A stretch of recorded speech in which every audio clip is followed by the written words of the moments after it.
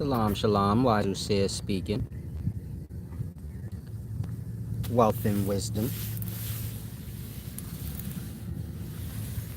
Of course, visit my website, upscaleknowledge.org. Check out my new book, Manifesto.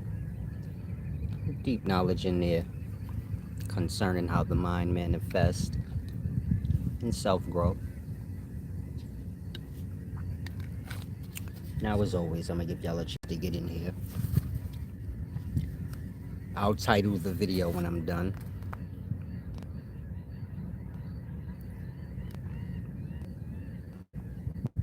I want to discuss or explain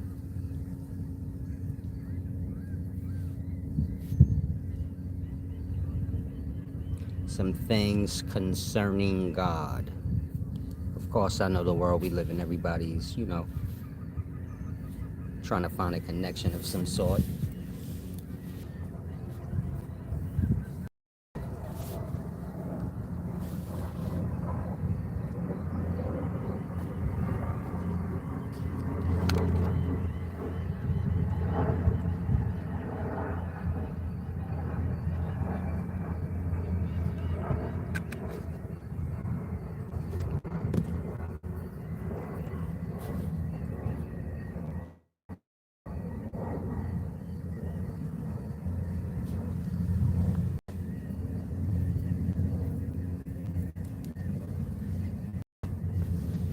Now, let's begin.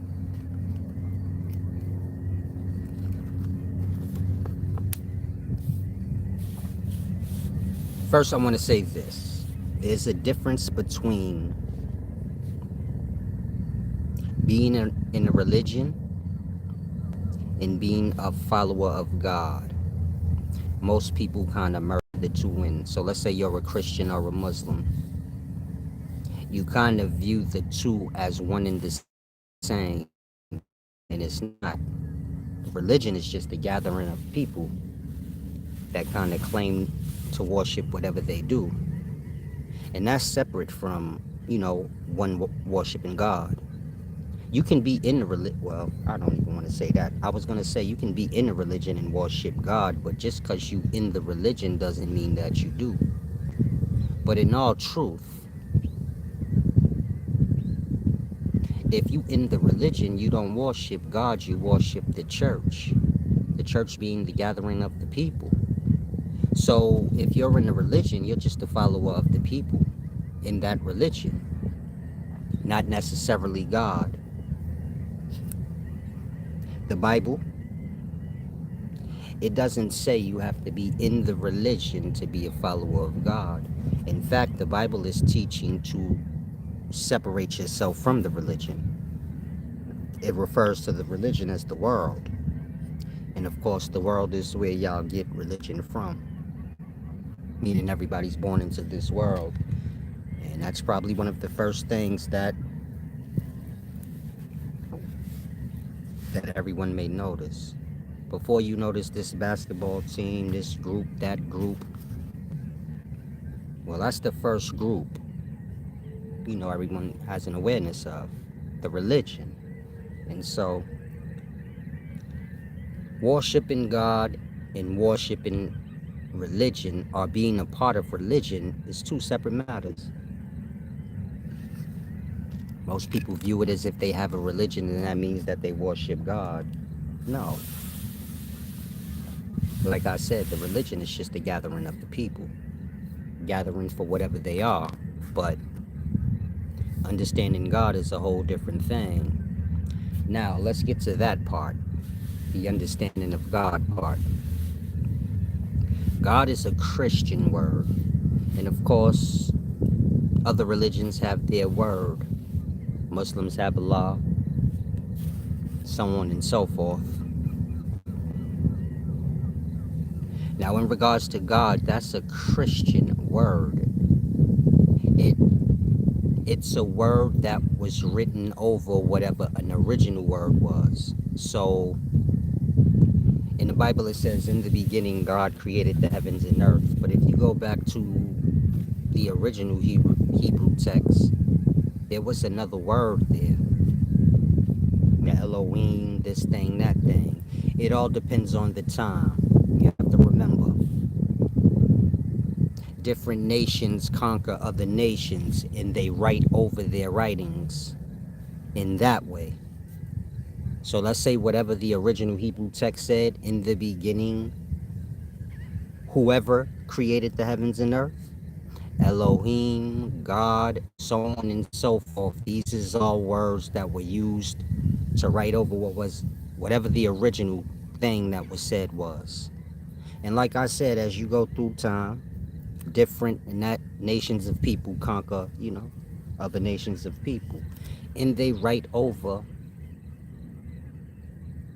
their writings, kind of in that way. So there was a time where YHWH was there. In the beginning, YHWH created the heavens and earth. This culture gets conquered by another culture, then it changes to in the beginning, Elohim created the heavens and earth.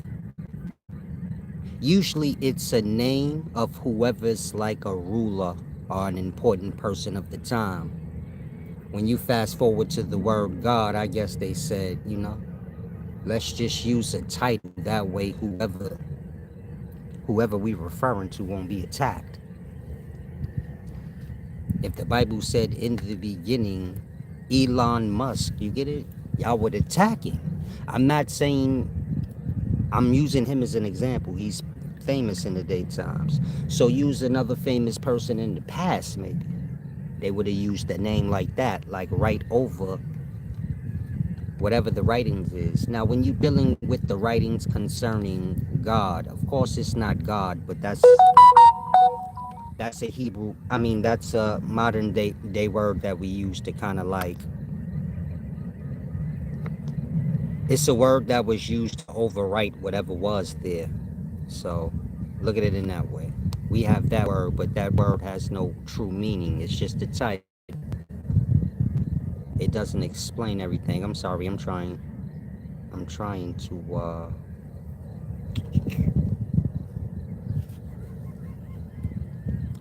put my joint on. I'm trying to put it on silent, but I forgot how. Damn, that's interesting. I still don't know how to work a phone. It's crazy. Damn. Oh, I see it. Fuck no. Okay, Mark Travis, you said, yes, it depends on the interpretation of the Bible. I'm not sure what you're saying, but salam. Peace and wisdom, Orlando Lawrence.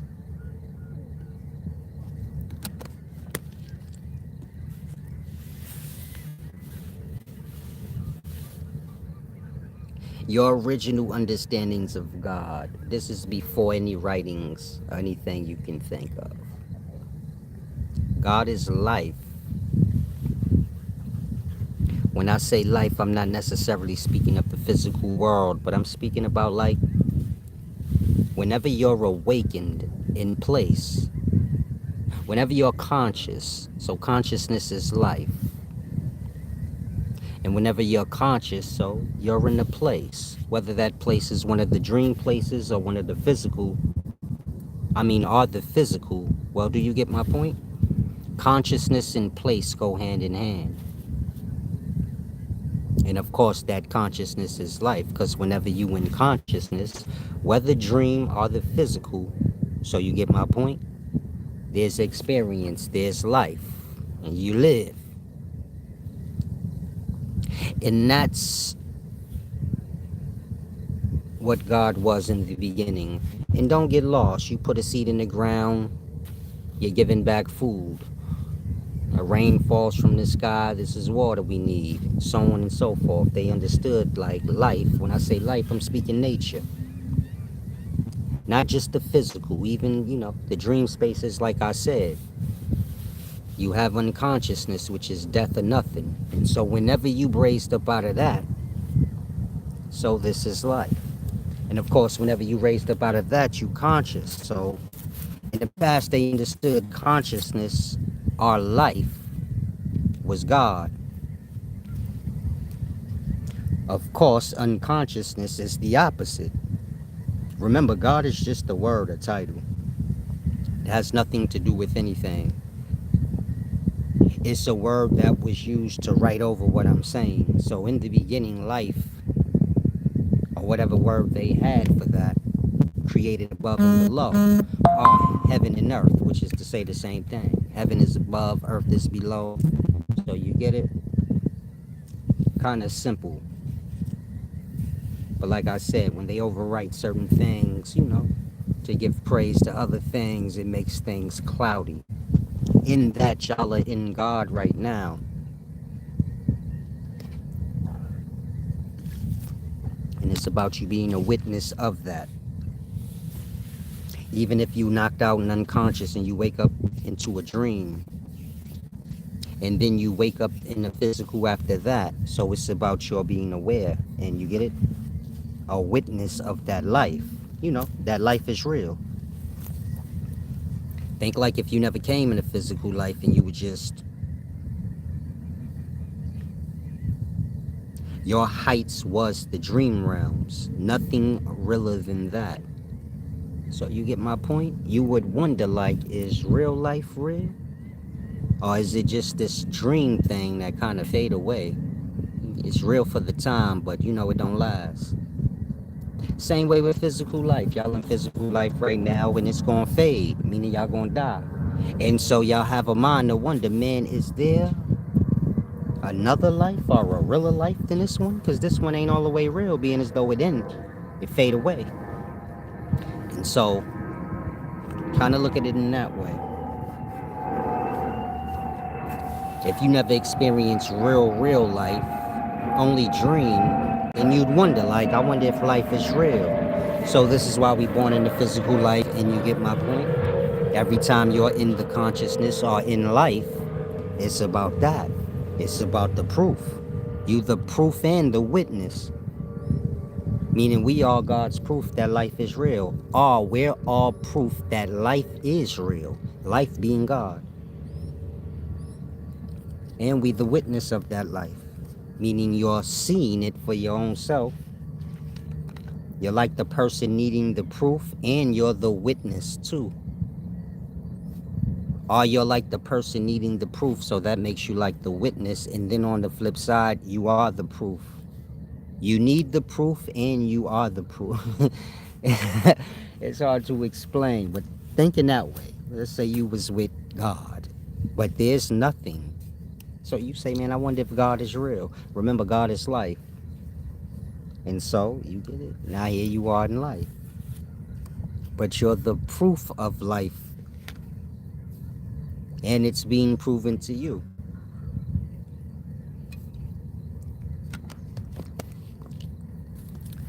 Like I said, life is God. When I'm speaking of life, of course, I'm speaking of not just the physical. When you go into dream,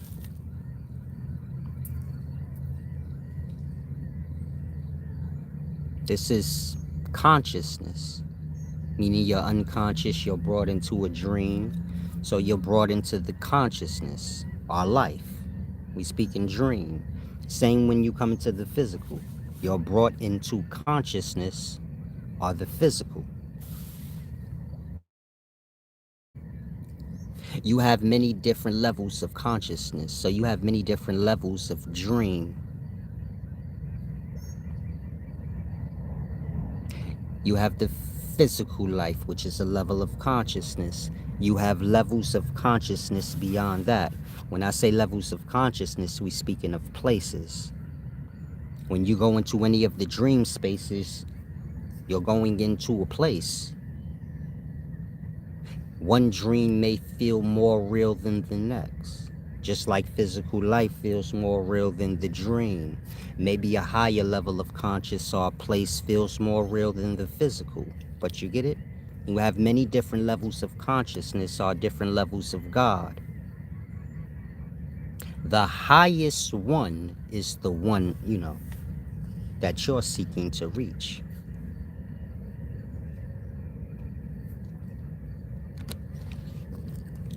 That's why I said don't view the physical life as just God, but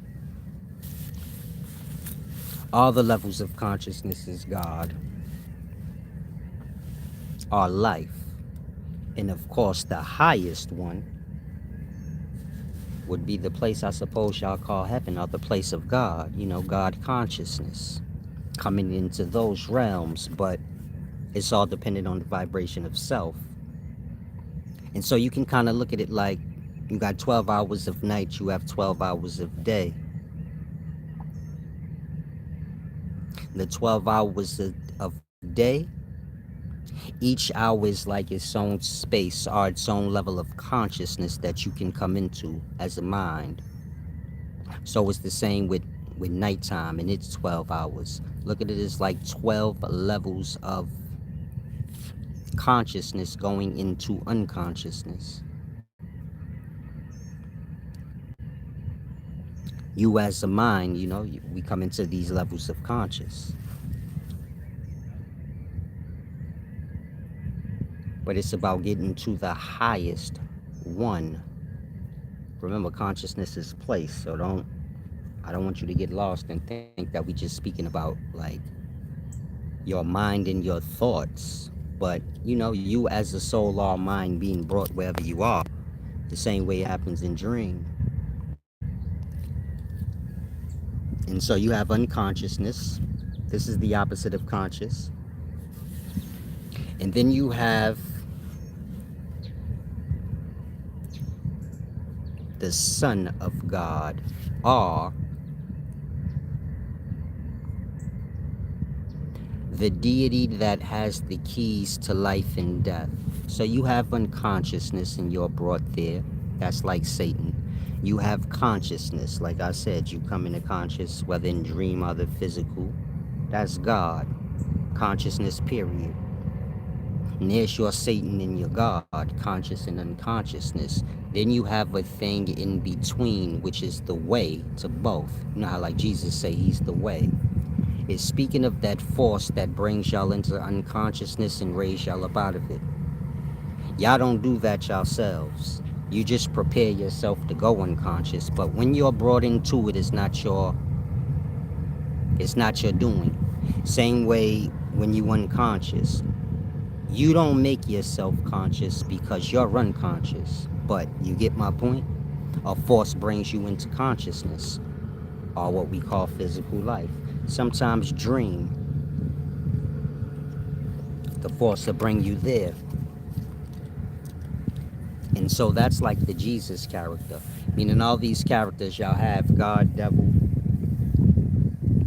the Son of God, angels and demons. These is all aspects of your own being, but forces that are above the self. Y'all don't have more power than consciousness or unconsciousness. Like I said, you're brought into these two separate spaces. And so you can say the negative emotional states. These is like your demons. Positive emotional states, these is like your angels. Unconsciousness is the Satan. Consciousness is God. And of course, you have the force in between that's bringing you into these different realms, simultaneously, day by day. If y'all not grasping, let me know.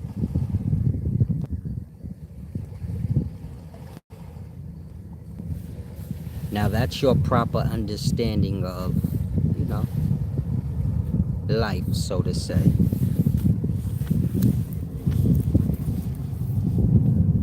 Then you have the overwritings of that.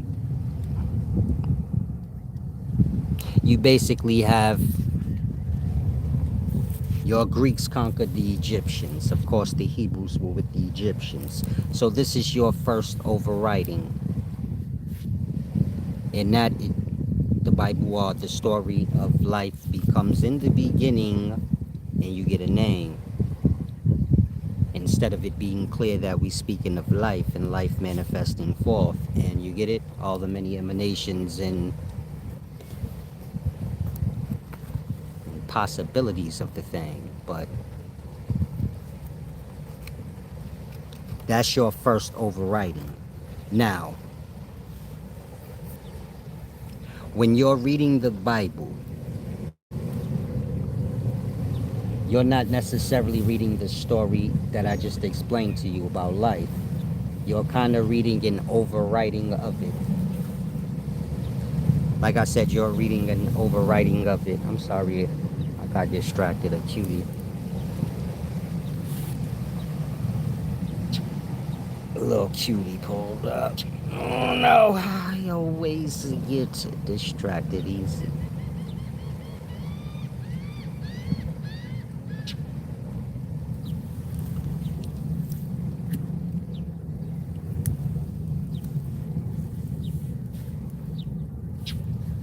I'm sorry, y'all. Give me a second.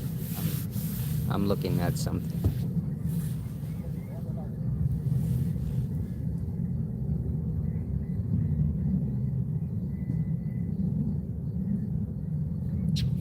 In any event, like I said, when you're dealing with the Bible, what you're reading is the Julius Caesars. This is the Jews. I know a lot of you guys are lost. You think like, no, the Jews is the chosen people of God. The Jews is the ones that conquered the world. So Greece conquered Egypt. Then you can say the Roman Empire conquered Greece. And when you're dealing with the Roman Empire, you have your Julius Caesars, or your Jews. This is Julius Caesar and his whole line. It starts with Julia. And so y'all are reading the story. When you're reading the Bible, you reading an overwritten version of the creation of life, but it's written over by, your Julius Caesar ancestry.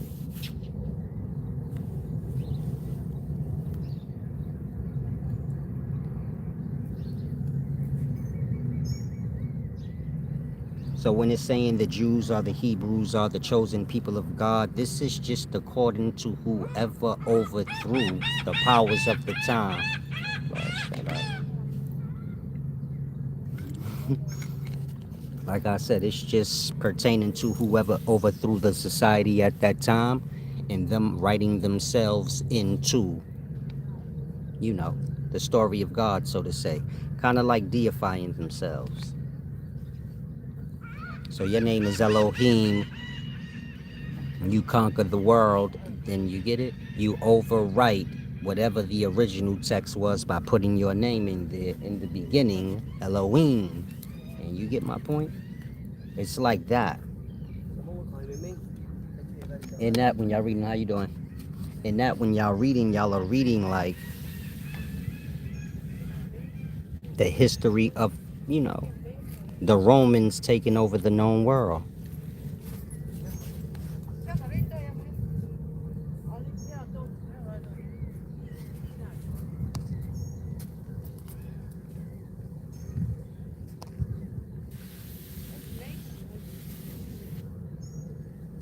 I'm sorry, I was distracted.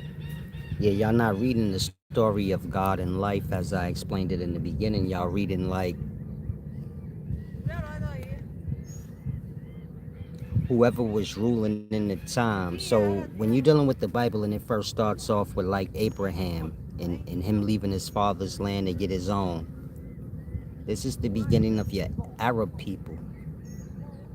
Remember, everybody starts off indigenous, so every place that's a city or a country, it started off as a forest with indigenous people before it was developed into that. And whatever colonizers came along, they conquered that area, mixed bread with the indigenous people, and this is how you get a new people in a new city or country. So that's how you get a new nationality and country all at once. Same way it happened in America. People from Italy, Spain, and Portugal, which was developed countries, came to North America, or America period, which was an undeveloped country. And you get my point. They built it up, they mixed bread with the people, and this is how you get like all the many different nationalities on this side that you have now. Puerto Rican, Dominican, Haitian, so on and so forth. If you use that as an example, when you go all the way back to BC times, well, before you had any Arab countries or nations, do you get it? Abraham is the beginnings of that. So any Arab nation or country you know of starts with Abraham. He is the father of what we would call Arab people.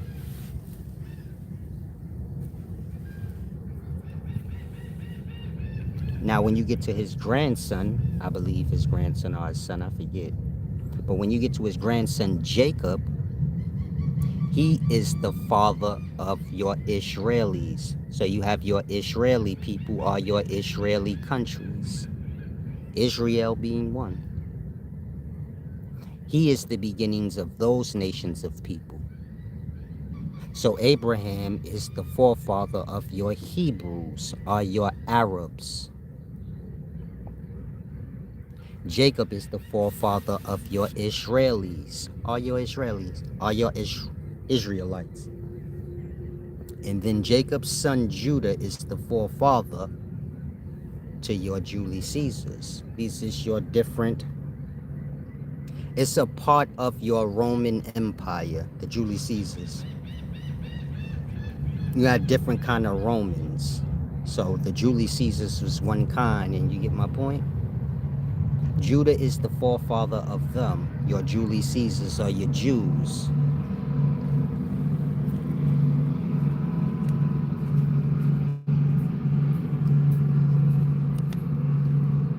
But that's just the history of their family, and you get it? Their family lineage taking over the world. So let's say black people at some point get their own country and they develop it up, and you get my point? Then I suppose whoever establishes all of that, they become the god to the blacks. And do you get my point? Hundreds of years down the line, people are basically worshiping the ancestors of others.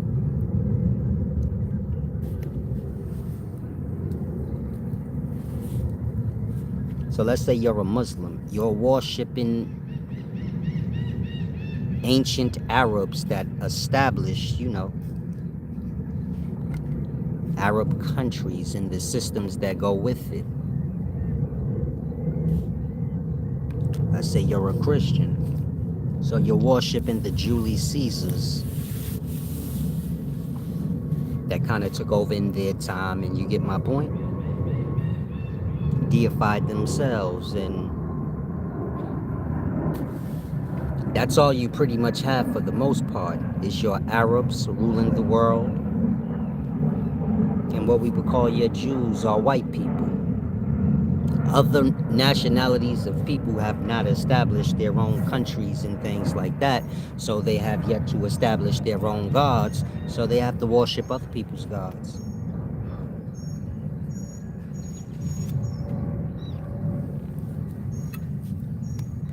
But none of that matters, because the true teachings have to do with life, and you're understanding that.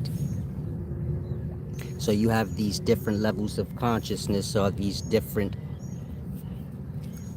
levels of God. Like I said, consciousness, life, and God, it's all one and the same. God is not a person, God is a place. And that place is consciousness. Of course, when you come into conscious, you're always in a place, whether it be dream or the physical. Now you have many different levels of consciousness.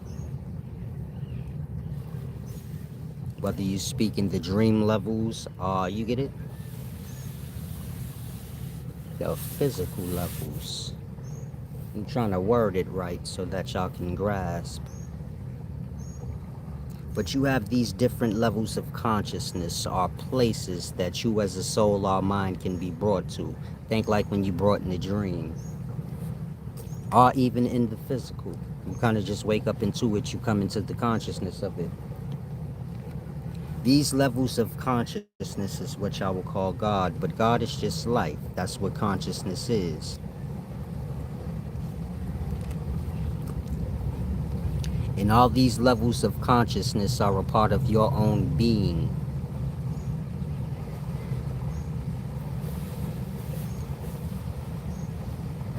So the hells are, let's say, the good dream.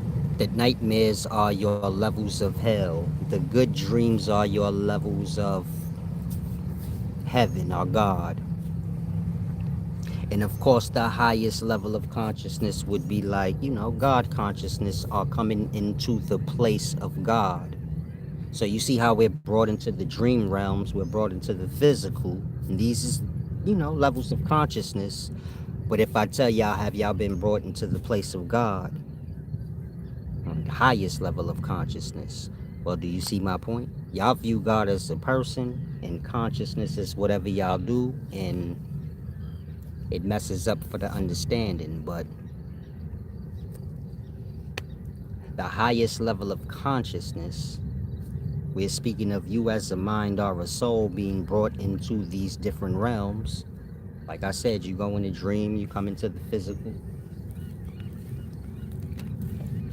and all these levels of consciousness, they're a part of your being.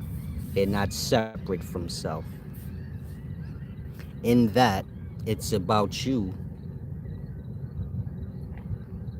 coming into the highest level of consciousness, which is basically the place of God, and becoming aware that you are the God that you sought out all this time. So let's say you do whatever you need to do to get yourself to a specific vibration so that you can be brought into the highest level of conscious instead of being brought into dreams and things like that. Now, when you come into this highest level of consciousness, which is God, or the place of God, there's just you there, and you're having to become aware that you are the God of that place, no different than you're the God in the dream. When y'all come into the dream space, y'all just there like God, like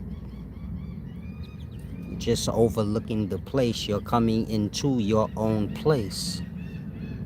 When you go into a dream, you're going into your own place. It doesn't matter who brought you there, but you're going into self, a place within self. And you technically are the God over that place, but you're experiencing it. And not the dream seem how it do. Strange. Now, when you in physical life right now, well, of course, when you in dream, you don't have that awareness to realize what I just said. Like, oh yeah, I'm being brought into a place that's my own and I'm the God over it. I just ain't I just ain't doing nothing but floating around this joint, but it's my place. Same with physical life. Y'all come into physical life. And you the God over the place that you in. Y'all do what y'all want. Right now you in physical life, right?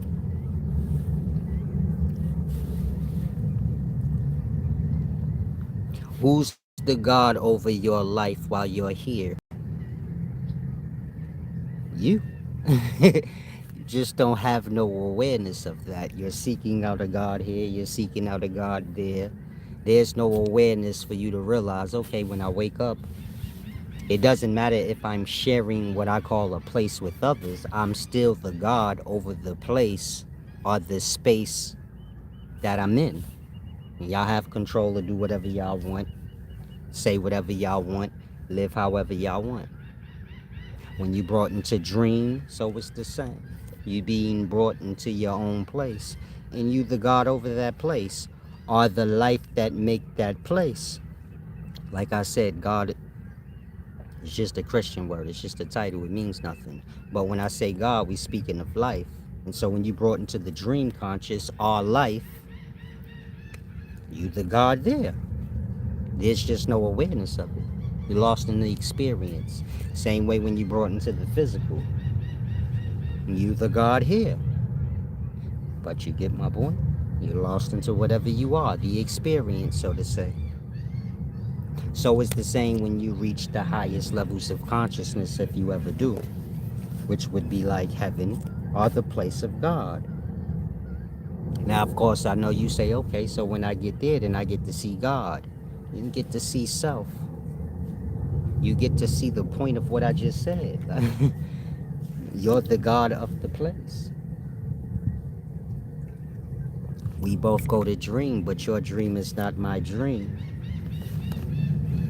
I'm not your master in the dream space, but we're all in the dream space when we come into it, and we are the life that makes it possible. Same way in the physical. We the life that make it possible.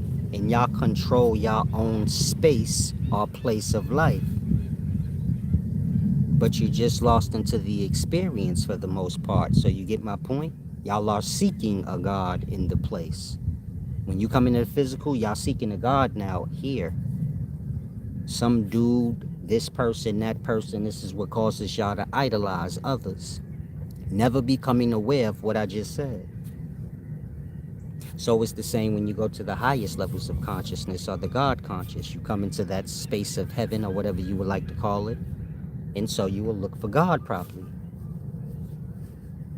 Maybe you become aware of what I just said. Oh, I am the God of the space and the place. God that we seek is just a place. God is a God is not a person, God is a place. But we view God as a person, so when we're in the place of God, we're seeking out God. Do you see my point? Again, God is a place. When you come into the physical life or consciousness, you're coming into a place. Y'all call it the world. You're coming into life or God, because God is life. So when you wake up into the physical, you're waking up into God, which is a place. But you think God is a person, so now when you in God, you looking for a person. Instead of realizing I am in God right now. I'm in the conscious. All y'all got to do is keep up with the place. Again, God is a place. When you come into the place, so you keep up with the place. It's like the Bible said, Adam was made to keep up with what? The place. But what place was Adam in? He was in the Garden of Eden, or the place of God. And what was his job? Was his job to go looking around for God? Or was his job to just keep up with the place and keep it balanced and good? And he was given a helpmate, which was the opposite of what he was, for balance purposes, for things to be good. Good is balance. So in the Bible, when it says God created the heavens and the earth, and that was the first day, earth and heaven is opposites, up and down, above and below. But after he made them both, then he said it was good. And everything that God made, he made the firmament, he made this and that. If you go back and read everything that was stated that was made, it was opposites. And then that was the first day, or the second day, or the third day. Meaning every day of God, he created opposites. And then he said it was good, and that was that day. I'm helping you to see that good is balanced. God created the daytime, then the nighttime, and then it was good.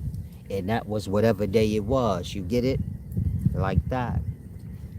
But like I said, y'all come into the place, which is God. You have consciousness, you have God. You have consciousness, you're in the place. They go hand in hand, place and consciousness. And so you get it? Y'all view God as a person, and that when y'all brought into the presence of God, which is consciousness in the place that you're in, do you get my point? Y'all don't enjoy the time in God. Keeping up with the place, y'all start seeking out a person. Is this making sense? Are y'all grasping what I'm saying? Jackson Joe, you said you ain't die.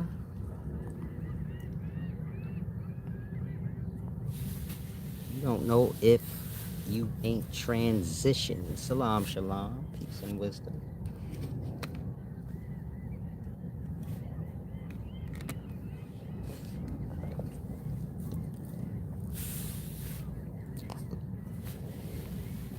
Okay, you grasping Orlando Lawrence. So it's like a levels thing. Like I always tell y'all, we got different emotional states.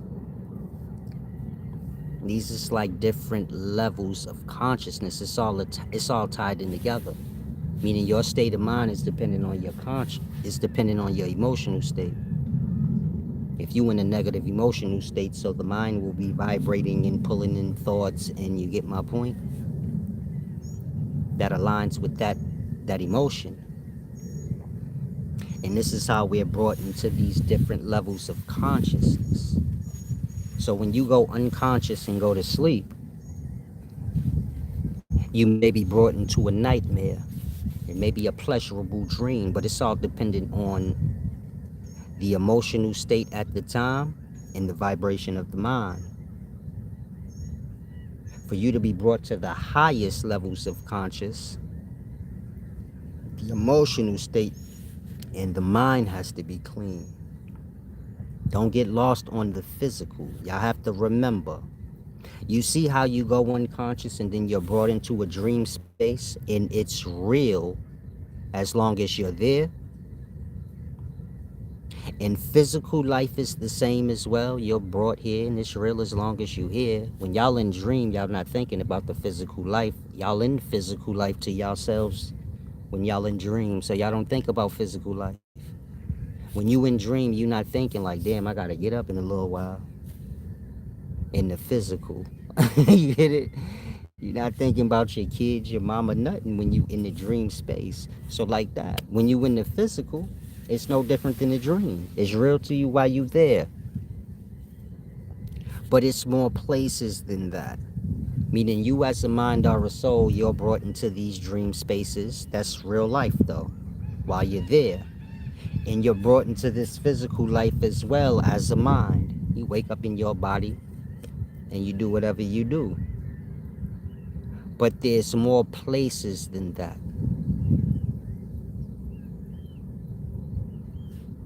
But I don't want you to get lost. You know how y'all be like space junkied out in the daytime. I want you to grasp exactly what I'm saying. Like, you as a mind or a soul, don't get lost on your physical vessel. Wherever you find yourself, you have a body. So when you're in dream, I suppose you feel like you have a body. When you're in physical life, you wake up in that body. When you go into your dream space or you wake up in the dream space, you move around in your body. Not the physical one, but you get it? The image of self. You have an image of yourself in mind. That's who you are. You have a name. That stays with you wherever you go. So when y'all come in a dream, y'all don't feel like y'all a different person than yourselves. Y'all already know selves. You already got an image of yourself. As a soul, you have an appearance. Your appearance is the image that you know yourself to be from the physical. In the physical world, y'all look in the mirror, y'all get to see self. And that image stays with the mind, which is the soul of self. The soul has no appearance, no image. But if it comes into the physical, then you get my point, it becomes stuck on its appearance, or it owns it, or it embodies it. And that, even when y'all not in the physical life with y'all physical vessel in physical form, y'all may be in dream, but to you, you still you. And you look how you look, so on and so forth.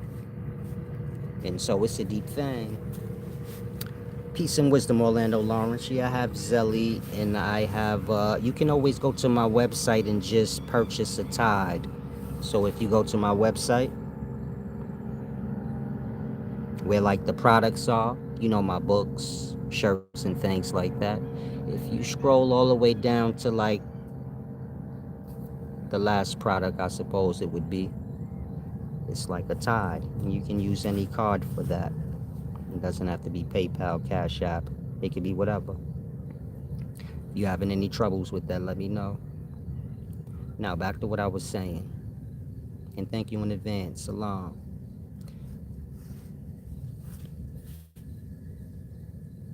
Whatever the image you hold in mind of yourself, we speaking of your appearance. These is things that come with the ego, and these are things that have to be shed, but this is in higher, levels of wisdom. So maybe you've studied Hinduism and they speak of Moksha, and you get it. This is the blowing out of the soul being released from these never-ending cycles that we have. Meaning y'all wake up, go to sleep, that never ends. You've been doing that since you was born here. You live, you die. When you die, you wake up in dreams and shit the same way you do in the physical. When you get it, life become never-ending. The soul become bound in all these alternative realities, never knowing which one is real. Don't get lost. You do that right now. When you in dream, last night you was in dream, you ain't have no discernment like this ain't real. I'm supposed to be in the physical. Just like right now when you in the physical, you ain't got no mind where you like, oh, I'm supposed to be somewhere else. You get it? Like that. It's kind of like we lost in the never-ending cycle of being bounced all around the place as a soul or a mind. Tonight y'all gonna fall into unconsciousness. Then maybe you get thrown into a dream or a nightmare. Then thrown back into unconsciousness. Then you may wake up in the physical life and say, oh shit, I'm late for work. And you get it? As a soul or a mind, we get no rest. We just bounce from place to place to place to place, having no awareness of it. Having no true awareness of all these different places we're brought to as a soul or a mind. When you hear in the physical right now, you hear as mind. When you go unconscious tonight or go to sleep, your body's going to be laying dead like a cadaver while you as a soul or a mind roams wherever else you do. In these other realities that are real, but they just not real when you're not there.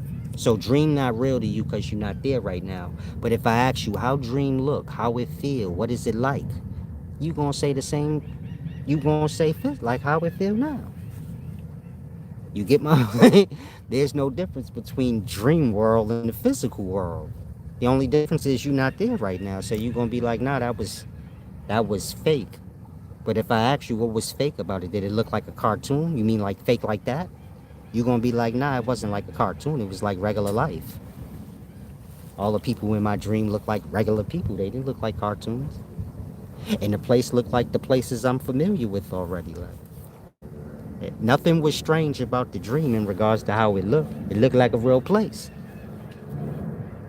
Like that. As a soul, you're brought into many different places or levels of consciousness. There's levels of consciousness or places beyond the physical and the dreams and nightmare realms that we go into. There's levels of consciousness or places above this physical life that we're in. In the same way you're brought into a dream as a soul or a mind, you can be brought into these higher levels of consciousness or places as a soul or a mind. Where you exist and live, no different than you do here and in dream. When y'all go to dream, y'all live y'all life there. When y'all in the physical, y'all live y'all life here. There's higher levels of consciousness or places beyond this where it's no different. As a soul or mind, you be brought there, you gonna live your life. It's gonna be real to you. I'm not saying none of them are not real. I'm just speaking from the perspective we have. So dream ain't real to y'all. But if I be like, why physical life really? You it fade too. It's gonna fade tonight when you go to sleep. And it's gonna fade for good when you die. And if you dead long enough, you ain't gonna be able to discern if your physical life was real or one of the dreams. Like that. It's all just you being brought into different levels of consciousness, different places, in the hopes that you become aware. You say, become aware of what, Solace? That God is a place, and this person, God, that you seeking is your own self. Lost in the experience like a dodo bird.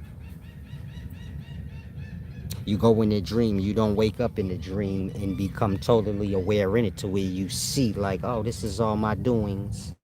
The same way in physical life, you never become aware and look at your life and say, oh shit, my life is my doings. My fucked up attitude, dumb choices I make, stupid people I resonate with, so on and so forth, made all this shit that I'm just lost in the experience now. Like that. It's all simple. It's all a becoming aware, but I become distracted by Poom Poom Nani Nani and a whole bunch of other things. Jackson Joe said, give me $1 billion. God, make it appear for me.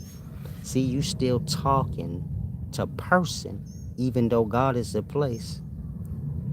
And that you asking for the wrong thing. You say, God, give me $1 million.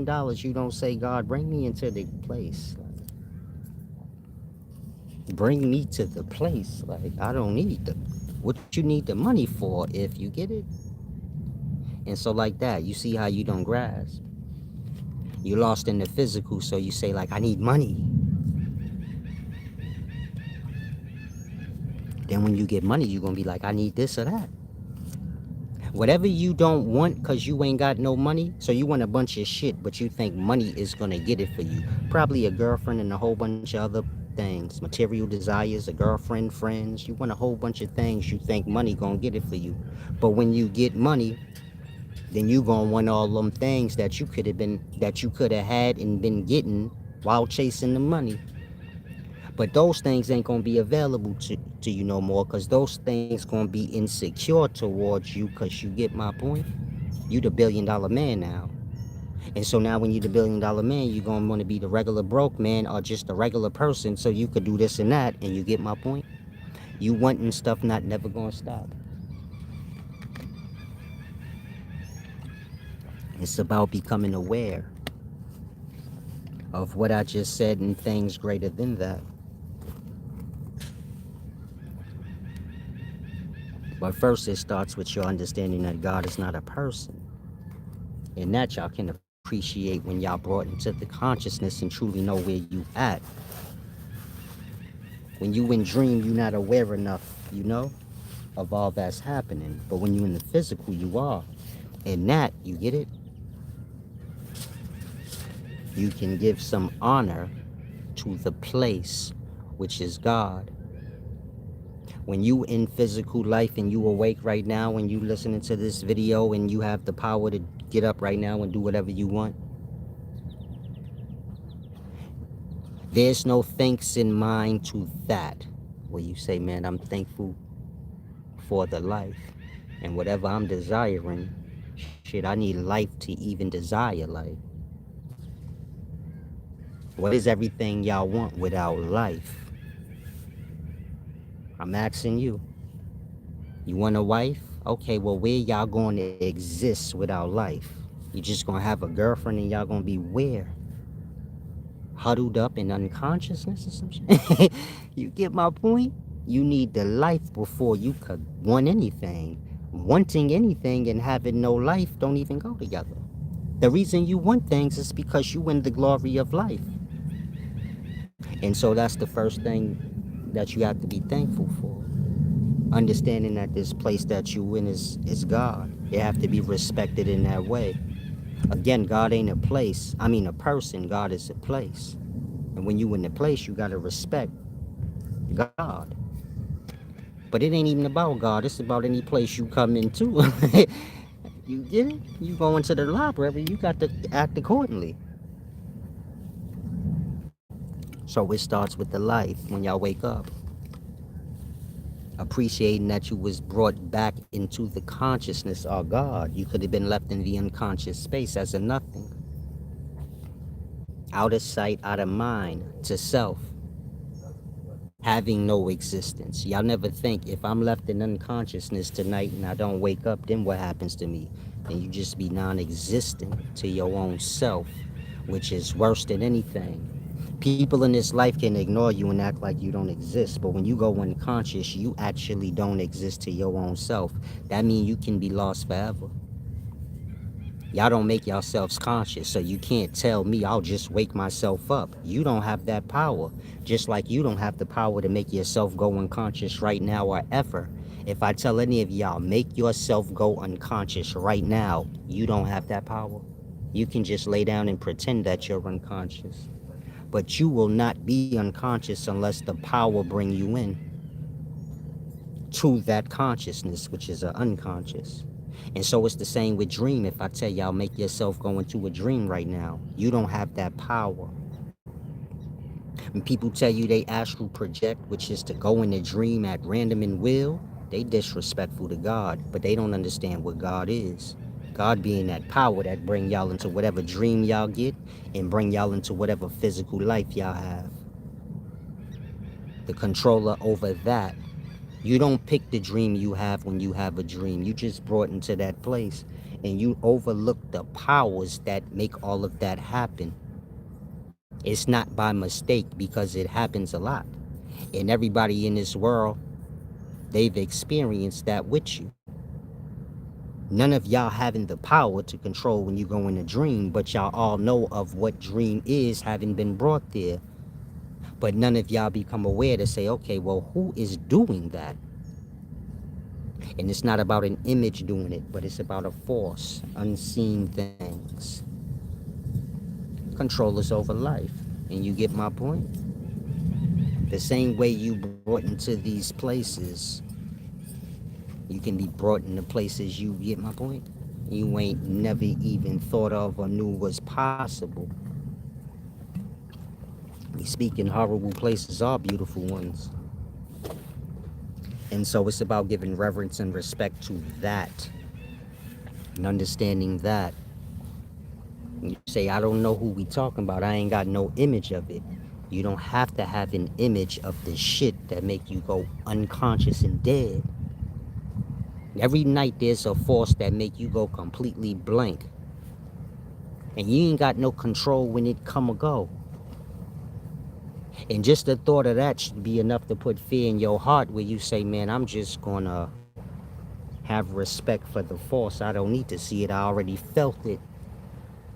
And I'm thankful that it let me come back into the consciousness like that. God ain't something that you need to see. It's something that's going to affect you, that you feel. You don't have to say, Solace, I don't know what you're speaking about. You do. When the Christian tell you worship Jesus or the Muslim tell you worship Allah, you don't know what the fuck they talking about. But when I'm telling you what I'm telling you, oh, you know what I'm talking about. And so that's what you better have to fear for. You can fear Jesus, the whatever that is, or Allah, or any other made-up name you want. But it ain't gonna take away from the powers of the thing that sets you down every night and raise you up in the morning if it feel like it. The same with the sun. It set it down too.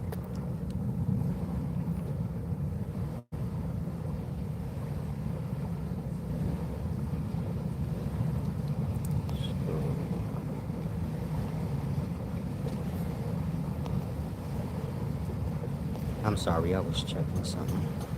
Peace and wisdom, Holy Zoe. I'm gonna let you go in a minute, Jackson Joe. I'm not sure if you young or just goofy in that way, but this ain't the place for all of that. Come here to learn. If you don't have a desire to learn, you know, play with your sock in the bathroom or whatever you do, you know? Get your Vaseline, your lucky sock. You get my point? Go do what you do. What's up, brother?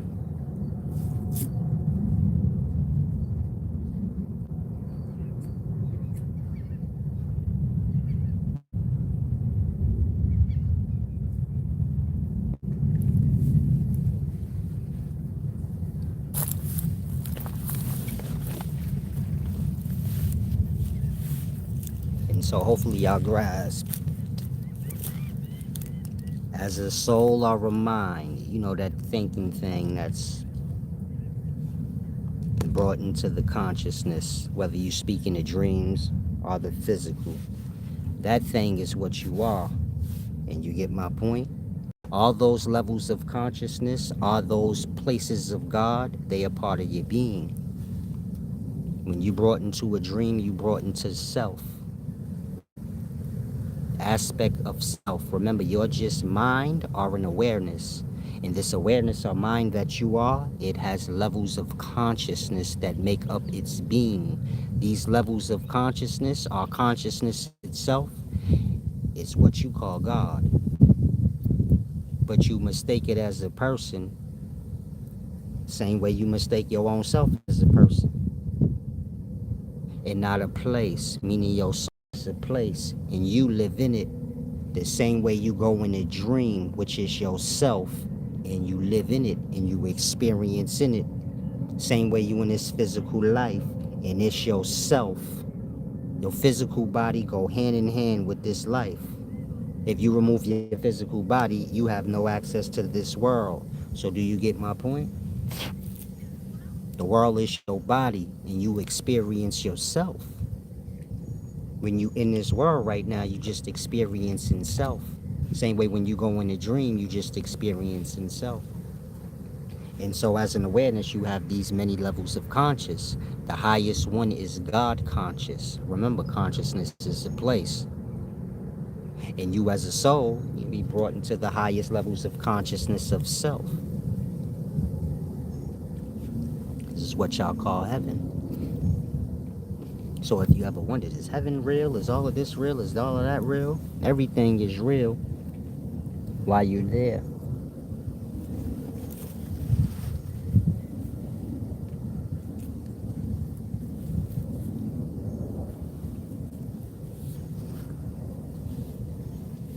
And so it's all about becoming aware, meaning when y'all reach the God conscious or the highest levels of consciousness, which would be heaven, or this beautiful place that y'all heard of where,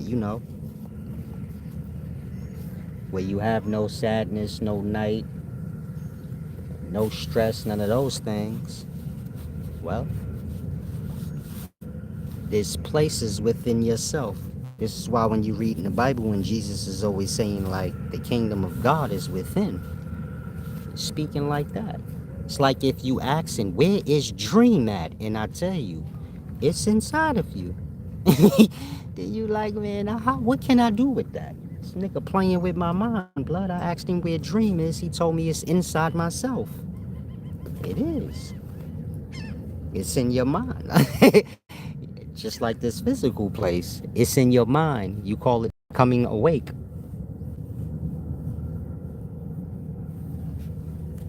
It's a deep thing, but the mind has to be ripe to grasp. Most people, they lost in the system. They lost in the matrix. That's basically the city you live in. It have its grid system. It have all its systematics. And you lost in all of that.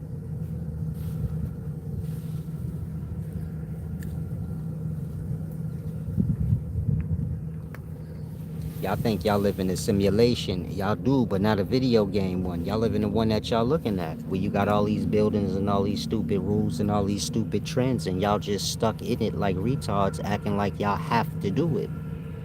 Y'all don't have to go along with this shit. Y'all do though. And that, you get it?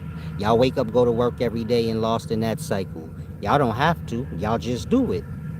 Because y'all lost in the simulation, which is your city. And all the stupid rules and the whole game. A simulation is a game, right? So like that. Y'all let somebody make a game out of life. Meaning they built roads and buildings and made a whole stupid little game. And y'all come into the system or the city and live the dumb shit. And be like, no, we live in a simulation. Life is a simulation. No, life ain't a simulation. The city you live in is. The Babylon you live in is a simulation. You need to get up out of that. It got your mind going where you like, thank God person. You think life is a video game now because you lost all in the system where all they got is video games, and you get it. So it's deep. User said, do souls constantly into different bodies, aka reincarnation? When you go into the dream world, do you bring this body with you? Your answer is going to be no. Do you feel like you have a body when you're in dream? All the many different dreams you've been to? So your answer is yeah. I figured I had a body. So you just answered your own question. Do souls constantly transition into different bodies? Again, when you go in the dream, see, y'all think all the wisdom got to do with when y'all dead, but all the wisdom is being given to y'all while y'all alive. When you dead, it's over. It's about you becoming aware. You get my point? You see how you overlook, oh yeah, I'm not just in this one place called physical life. I be getting bounced all around the place. I was in a dream last night and I had a body there. I ain't look at this shit, but I felt like I had one. Like that. The wisdom that y'all reading and the things y'all seeking in death, it's here. You're just not paying attention. It's just like y'all got all that questions about death, but y'all die every night. Meaning y'all go unconscious every night. If I ask you what's death? Unconsciousness, right? This is my point. Y'all have questions about things y'all experience every day, but never have no awareness of what you experience, but y'all have all the awareness of what someone is saying or what someone wrote down. You trying to figure out reincarnation from what a person wrote down instead of realizing every day when I wake up, I reincarnated. Because I went unconscious and was dead and wasn't no definite I was coming out of it. You don't take life for granted. When you go to sleep tonight and you go into unconsciousness of death, you're going to take it for granted.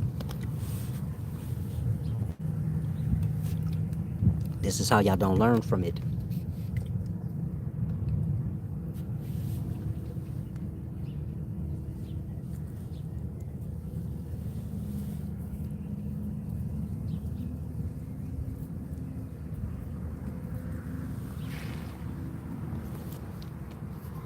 And so this is that deep wisdom. Like I said, if you come here, pay your tithes, come on the right frequency so you can learn. Because y'all are here to learn. Don't forget that.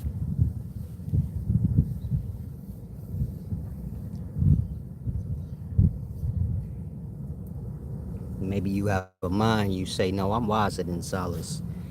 Rewind this video of what I just said so you could see, like, you don't know nobody wiser than me. And you're not never going to know nobody wiser than me.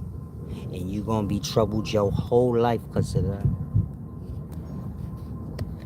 Because you control who's the wisest in your mind.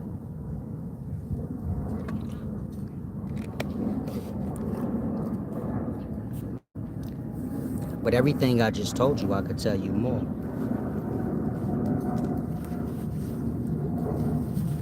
That part. And so take heed to the things you hear. Like I said, become aware of everything.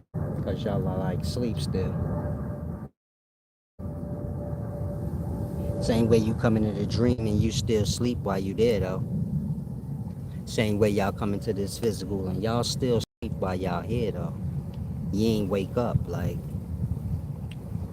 And so you get my point? You just under the consciousness of the place. Just like when you in dream, you just under the consciousness of the dream. The dream could get far out and weird to where you like, this don't make no sense.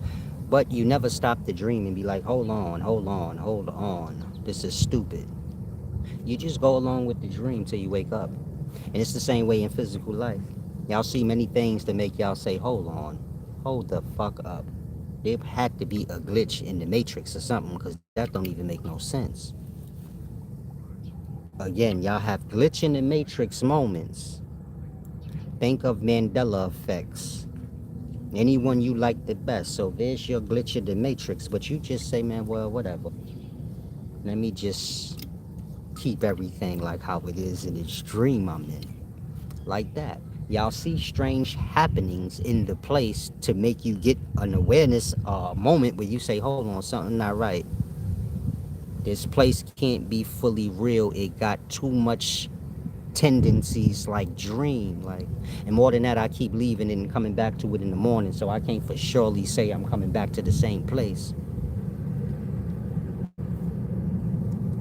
You could say, yeah, no, when I go to sleep, I am coming back to the same place because everything's like I left it. When you go in the dream, you go into a place you familiar with. When y'all dream, y'all don't know the place you in. Probably your neighborhood. You get it? Ain't no place you don't go where you don't know it. Like in that, do you get my point? You said I had dreams that I became lucid.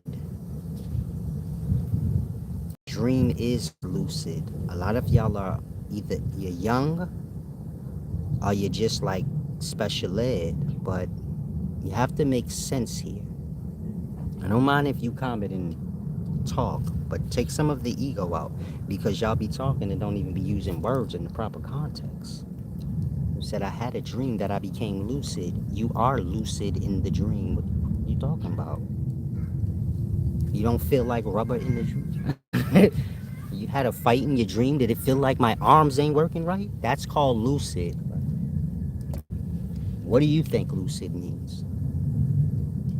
Now he's quiet. Now he's quiet. And that's the point I want you to see.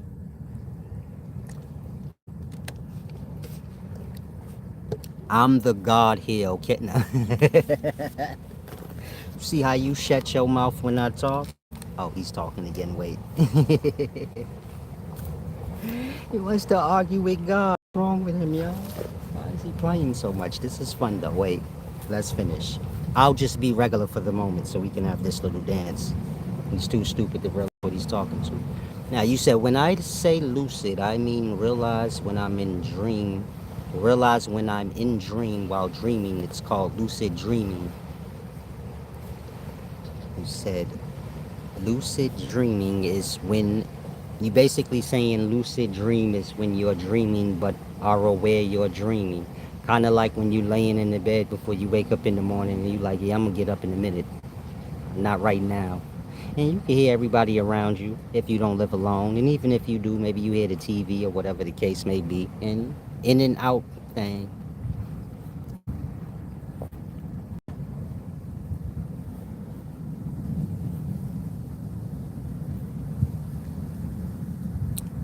My point is, you're not making no sense. You doing what fools do online. They try to make regular shit that we all experience every day something special. No proof of the special, though. So you say you had a lucid dream. I just explained to you what you had. You can't deny what I just said. But you speaking of it like it was something that important. You could have just said what I said. I had a dream. I was half in and half out. Then we would have been like, okay, so what's your point? You get the point? You just talking. Ain't no point to your talk. Don't take offense. Become aware. You got a lot to say, but what's the point? You don't know. Oh, that was fun, right? See? Debates don't last more than 3 minutes with me. 35 seconds, but you get it. I want to be modest. If anybody ever wants to debate me, it's going to be about 3 minutes. 35 seconds, really. Meaning you're going to lose in 35 seconds, but being modest. I'll give you 3 minutes.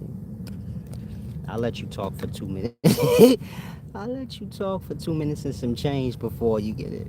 Not going in that thing.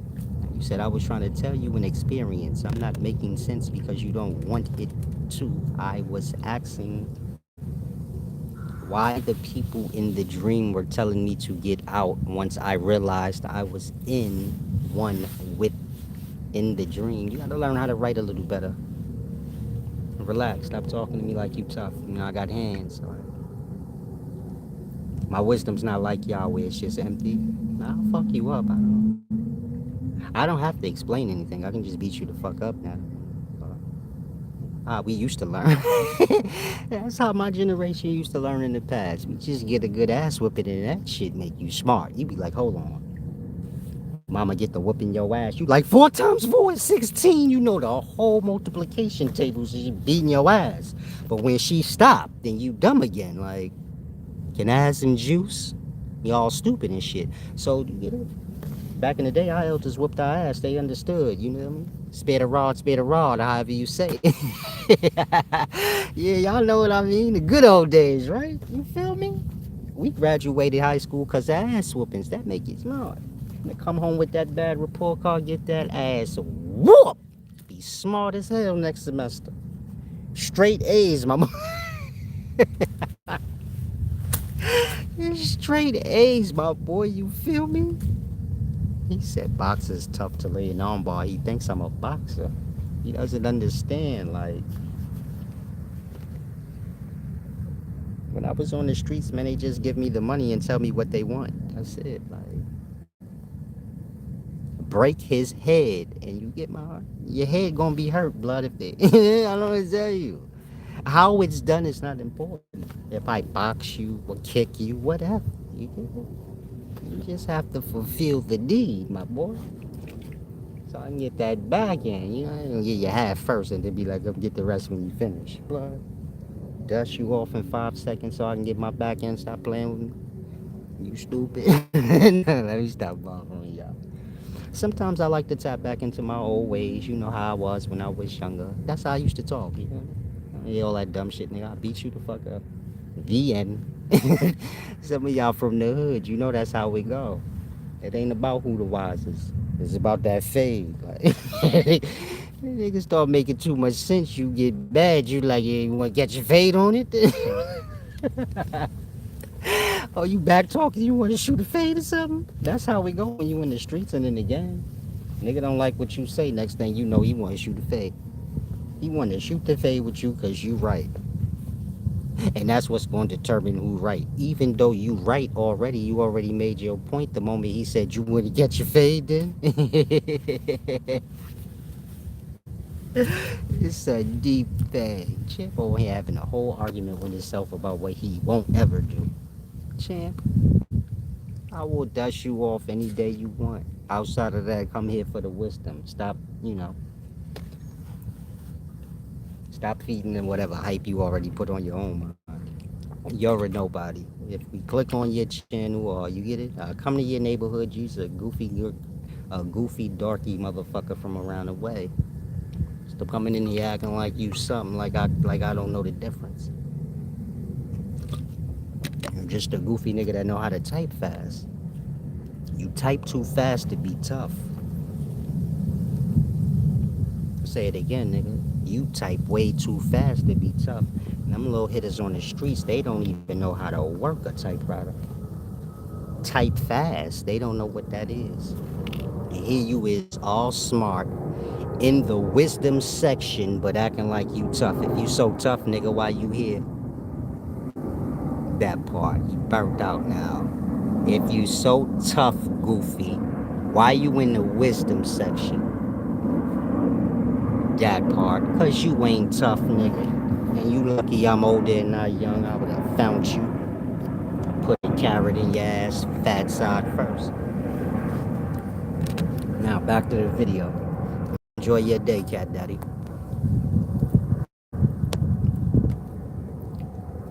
Now where was I at? Sorry, y'all.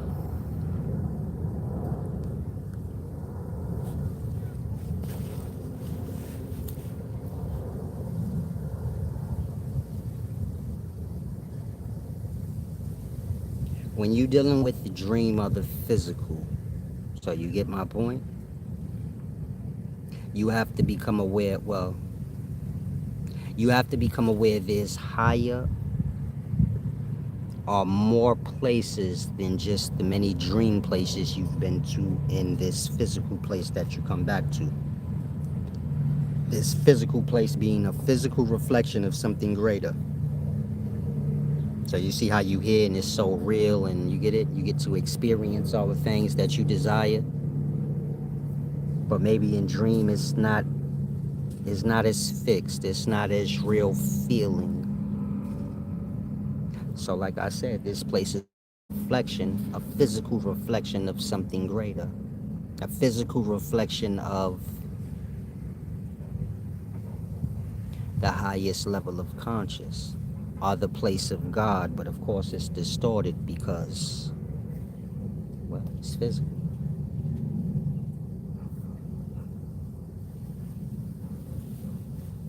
Batty Rex said, was that a verbal threat of violence? That's a crime, you know. I'm not from y'all times where I act like I'm tough, then start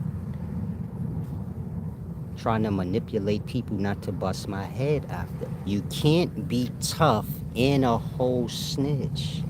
You can't be tough and then talking about, you know, that's a crime. Tough people do not give a fuck about the law. You don't know that? When you tell me that was a threat, you know that's a crime? I don't care. I jaywalked.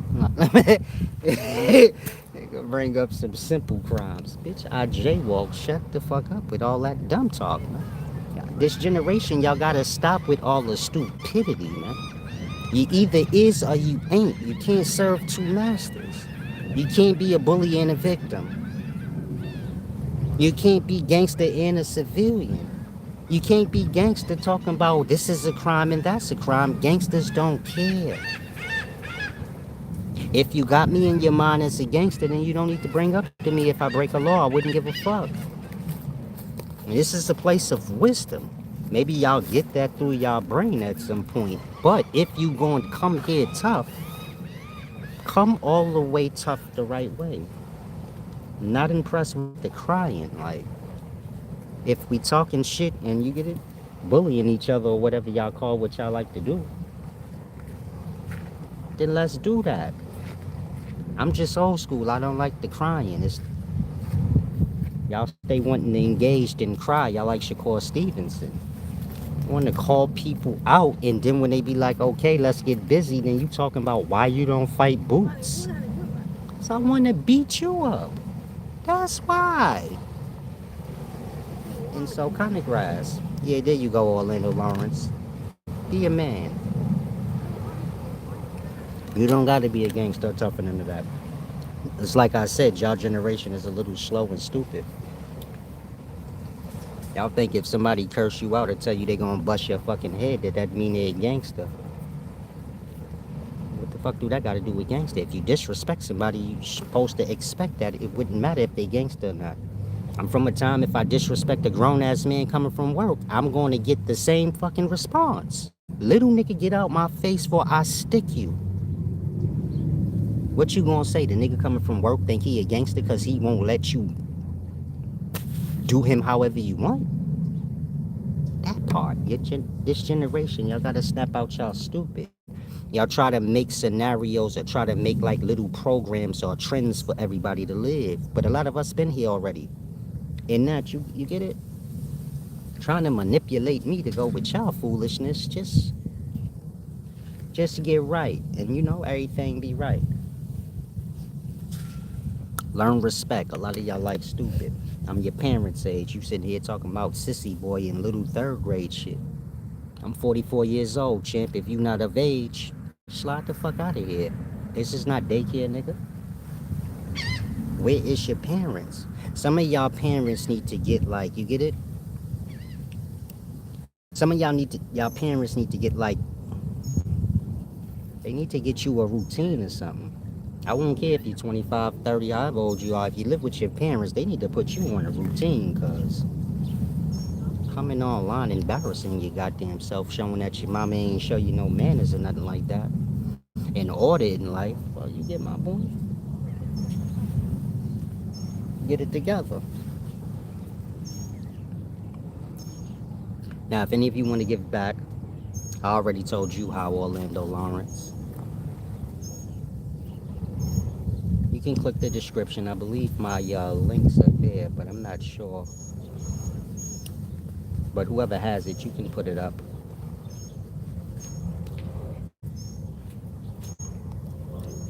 Peace and wisdom, chicken. Some of y'all are so goofy. If you gonna come here with the BS, you get my point? Some of y'all, if you a nerd in your environment, are you not really like a part of the cool crowd? Maybe you older and when you was younger, you was a part of the goofies. Don't come here pretending with me like you cool and shit. I'm too nerdy out. The insults is nerdy and you get it? I don't be dealing with the goofy. I don't mind kicking, I don't mind kicking the shits, but you get my point? I don't deal with the goofies. Like, if you know your ass was an off-brand ass nigga from your block, come here, ask me for wisdom. Don't try to mix it up with me like you down with the in crowd, nigga. You not, and don't mistake me for being like you. I lead the pack. I set the trends, champ. You been coming here long enough. Open your eyes up to that. Got no goofy shit over here. Get that through your brain first and foremost. Don't take offense. Just apply it. If you know you half a goofy and you don't really be knowing what's going on, just keep all that dweeb shit to a minimum when you come here. If you solid and you get my point, I know you from, from the streets or something. I don't mind, shooting shit with you. But we not doing that with bozos. Get that out your mind. You can't come online and try to pretend like you cool. Everything real life with me, I come from back in the day where we all had to come outside. And so you get my point? If you made yourself cool online, beautiful, but I ain't from these times. And so again, if you a goofy in real life, don't ever be coming up to me acting like we cool or we similar, because I will knock you clean out on the street. No bullshit. Whatever tough guy you know, however gangsters carry it or whatever you think is tough, you gonna get that in real life. You come up to me playing with me. And I don't mean like maybe. I mean like as soon as you even attempt it, you look at me wrong, I'ma knock you clean out like it would have happened back in the day for you. I don't know you, champ. Watch your eyes. You feel like you can look wherever you want? Cool, I can punch wherever I want. I can shoot wherever I want. Since we being disrespectful, nigga, and you could do whatever you want, I can too. And so if you watch my videos, don't never get me twisted. I'm on the path of wisdom and I keep things on the humble. But I could go on some whole other shit, nigga, and dust your ass clean off. Y'all not tough to me. Y'all new goofies. Niggas been here, man. Niggas watched y'all come up. Let's be clear, I'm 44. So you got to know I done watched y'all come up. Give it a rest. Come here, get the wisdom, be cool, smooth, and all of that, and you get it? You don't need to play tough too much, because at the end of the day, you get it? You don't need to have no mistakes. If you got bullet holes and knife wounds and all those things, you get it? Then I don't mind. I know you know. I know you know what you in for. But if you know your ass ain't got no experience, don't be playing with me, cuz I know what it's like to get shot. I know what it's like to up. And I know what it's like to be tough still after that. And so if you ain't moving like that, just shut your mouth when you come here. Have a little respect. That way it don't gotta get nasty for you. What's up, brother? That way it ain't gotta get nasty for you and your mama and everybody else, because I'm old school. You're not gonna just run your mouth and then go hide. Niggas will slap flames out your mama. Anything they could do to bring you out your hole, nigga. And all that's on you, because you the one running your mouth hiding. So when you deal with me, however you choose to deal with me, just make sure you, whatever you pumping, you get it? All the way. That way no mistakes happen. Because I know y'all like to be bully victims. That come in here acting tough, then become a victim, then you start crying. Talking about that was a crime. When you black my when you black my eye, that was a crime. Hey brother, what's that right there? What is that? Hey bro, what's that? That's a buoy on top of the mast. Oh. So when I'm capsizing on the wave, It'll flip you back. It holds the mast floating. And you just spray painting it just to make it a different color? Yeah, it's already faded out on the sun. Oh, okay. Just designed. Okay. No, I was wondering, it looked like a football or something. Yeah. I shape it. I'm sorry, y'all. Okay, now if anyone has questions, y'all can ask. And don't let the moments we have to check somebody, like, make you scared of me. I'm regular, man. I'm cool. I'm like y'all elders, man. They probably do y'all the same way. Keep it respectful, or we can go that route, however you want to go. But you get it? Come here to learn. You ain't got to put me in no box. I've been around for a while, so I've been a kid and lost in things kids be lost into. I was in my 30s before, getting lost into the things 30-year-olds get lost into. so on and so forth. You get it? And that I got range. You want to go, little kid? I can always go backwards a little bit, pull a little kid out my back pocket. But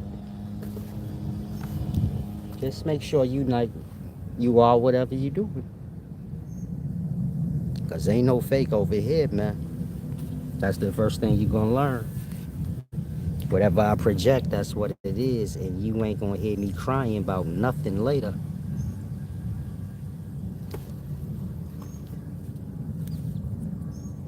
Now, hopefully y'all got the lesson, the point of the lesson. And if y'all have any questions concerning the lesson, damn, I thought I cut that off. Like I said, if y'all have any questions concerning the lesson, you can ask. Hmm.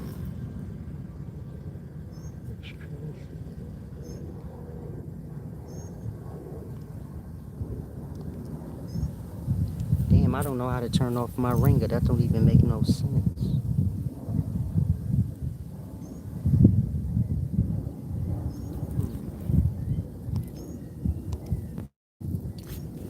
Give me a second. I have to take a tinkle.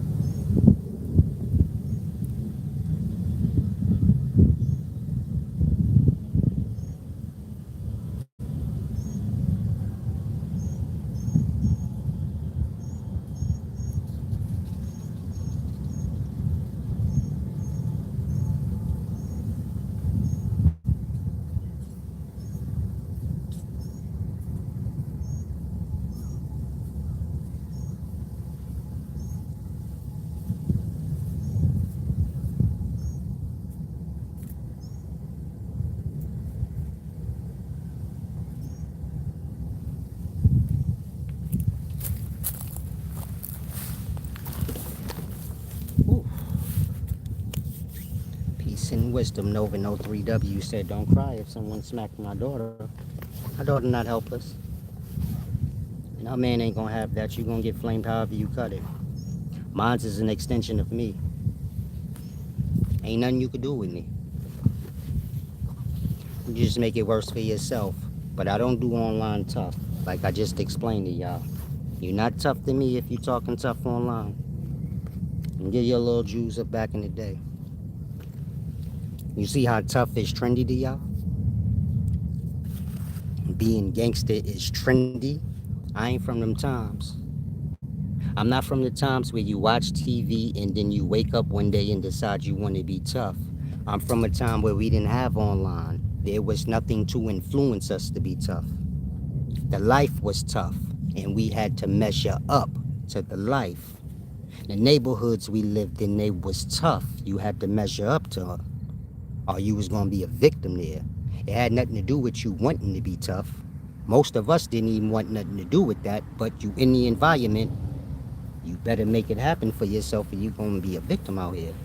And so you get my point? Y'all from a different time. Where y'all have a desire to want to be tough, but y'all have no tough deeds to go along the way. You just said you was tough at any moment you want. I'm from a time where you do so much at some point I'll give you my own self as an example. When I was 21, I realized then, like, oh, I'm a gangster.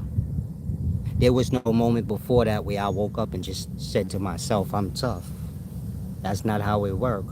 Damn, I think I erased the wrong person. How do you want to do shit like this? Oh no, I did the right person. Oh no, I did the right one. And so, like I said, I'm selling dope and all of that shit. 17 years old, having knife fights, shootouts, all kind of shit. And when I got shot, I was in the newspaper, and it hit me that day. I said, "Oh shit, I'm with a gangster. Whatever a gangster is in the movies and all that shit. And in real life, I'm actually that." It was a moment of reflection, not a positive thing either. Not like a not like a. It wasn't like a proud moment. It was like, oh shit, I haven't been keeping track of, like, my deeds, doing this and that. Now, Hova 25, you said, I heard you became spiritual after you told on somebody. Again, I'm from old school times. You from female times where you say, I heard this and I heard that. Whatever you heard about me, you bring it to me. That way, if you wrong, you could get what you supposed to get. I ain't want to convince you nothing and be like, no, nah, pull up. Now let's get to the bottom and see what you truly believe. And if you wrong on anything, I'm gonna crush you out for playing with me like you stupid. Now if I ask you, what's the storyline on who I told on? What made you believe it? What was told to you that made you say, oh yeah, that sound like, or did you just hear he told on somebody? You seen anybody come before my face and tell me I told on somebody? All these gangsters y'all got. You see any gangster pull up and play with me in any way? And you shouldn't either. You don't gotta play games with yourself and be like, oh, he like Alpo, where he a rat killer. I don't know nothing about y'all new goofy talk where y'all talk y'all way around handling business. Alpo is a pussy cause he told the end. Ain't no serving two masters. Ain't no, oh, he a rat, which is a pussy, and he tough. It can't be both ways. If he a rat, then he a pussy, the end. And if you let a nigga linger around, then you just that. And so your generation, y'all like to call people rats, but y'all don't do nothing. And you got no self-awareness that you the sucker. The type of dumb nigga showing that he don't take care of his business. But before you get to that business, nigga, you tell me what story you heard that told you that I would have told on somebody. Cause you've been watching me long enough and you see my character, nigga. Don't ever overlook reality. Cause I'm not gonna play with you in real life on shit like that. You see how you just said I heard you told? You threatening my life now, nigga. So if you think I won't blow your shit clean off and your mother and your kids and everybody aligned with you, nigga, y'all better start paying attention to y'all actions and y'all words, cause I'm not from y'all time. I'm old school, I keep shit cool, but once you lose your merit, nigga, I will bring you back into real life so fast. And so I won't give a fuck what you heard about me, nigga. That shit better make sense. It better match my character. You better be able to tell me whatever storyline that sold you on it, nigga. Otherwise, you just a fuck nigga that go with whatever you hear. I done scared this nigga away. I don't mind having any discussion, but don't play with me. I'm old school. I don't play on the things y'all play on. I want to be crystal clear on that. You don't gotta reach for tough for me. You tell me exactly who told you that. And watch what happened to them tomorrow. If you believe it so much, nigga. I'ma say it again. If any of y'all heard anything, put down who said it. I wouldn't give a fuck if I know them, they related. Put down.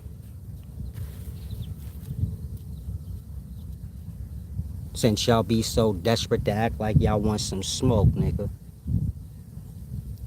I'm aware of this rumor, but I don't chase rumors, nigga. But if we gonna play games and y'all so tough, put a name down. Don't tell you know this or that. Put a name down. Stand on your shit, nigga, and see what happened to them. See how they be hiding and ducking and all of that shit. I'ma catch them anyway, nigga. Put a name down. My point exactly. Stop coming in here being a tough coward. I tell you somebody said something, I'ma tell you exactly who said it, cause ain't no secrets, nigga. If you said a nigga did something, then you stand on your shit. And that if somebody tell me something about somebody, they could never tell me, don't tell them I said. I'm gonna tell them you said, cause you my proof that that's where I got it from. And you better stand on what you said. Otherwise, you get my point? You playing with me now. And so that's how you should have handled it, nigga. You shouldn't be the clown sitting here getting chumped the fuck off. You should let whoever you heard it from, let them get chumped off. Now I'm gonna be on here, so you go get wherever you heard it from, or you go get whatever y'all little hearsay, little girl shit y'all do in the daytime. Go round y'all up and then come. That part. Don't ever get it twisted. I know myself, champ. I ain't y'all. You're living reputations and hearsays and all of that. I know myself. I know my capabilities. Don't get your dome hit out, you know? Don't play too much and get your dome hit up. Don't be living no fake life where you think a wise man some coward you just play with, because that ain't reality. And I'll put the wise shit to the side in a heartbeat, nigga, if you need some clarity on something. And I ain't talking about words either. Any of y'all got me mistaken as any dishonorable thing of any sort, pull up and stand on that shit, because I expect to see you. I don't do the giggling and grinning in my face and then you get it. Stand on whatever you pumping. That part. Excuse me from y'all hearsays and all y'all coward shit, especially if you gonna do it in a sucker way, where you doing it ducking and hiding. Mind you, y'all know we live in a time where when somebody got a little bit of spark or some type of fame, the niggas be wanting to say any and every old thing they could say. Bring it here. You don't gotta bring it here if you scared. Give me a name. I'm old school.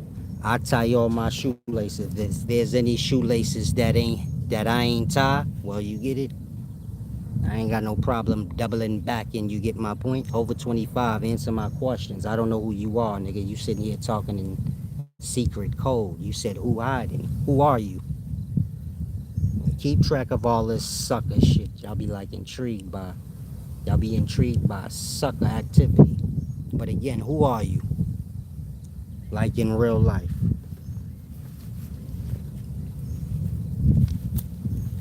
The cow would probably know me, scared to death of me like half the people I know in real life. This is what I deal with in real life. A bunch of suckers that know me be running their mouth, but scared to speak in my presence. And so if you know me in real life, nigga, stop acting like you don't. Otherwise, say who you is. And we can get straight to whatever you talking about. That part. I be trying to manipulate people's mindset, but you dealing with somebody that's above y'all caliber. Y'all goofies in the daytime. I come from a whole different reality. Get with that. Outside of that, miss me with the sob stories. Cause that's how y'all move in the daytime. Y'all be promoting that y'all a victim. I don't come from that time. You telling me a nigga ratted on you. You a victim, nigga? You got a sob story for me, blood? Cause that's all I hear. A weak ass sob story shit. You trying to get a sob story, nigga? Handle your motherfucking handle, nigga. And leave whatever you leave. Don't get too offended by my words. It's just old school schooling. Could have told somebody to look you up and see who you is and find you. You get my point?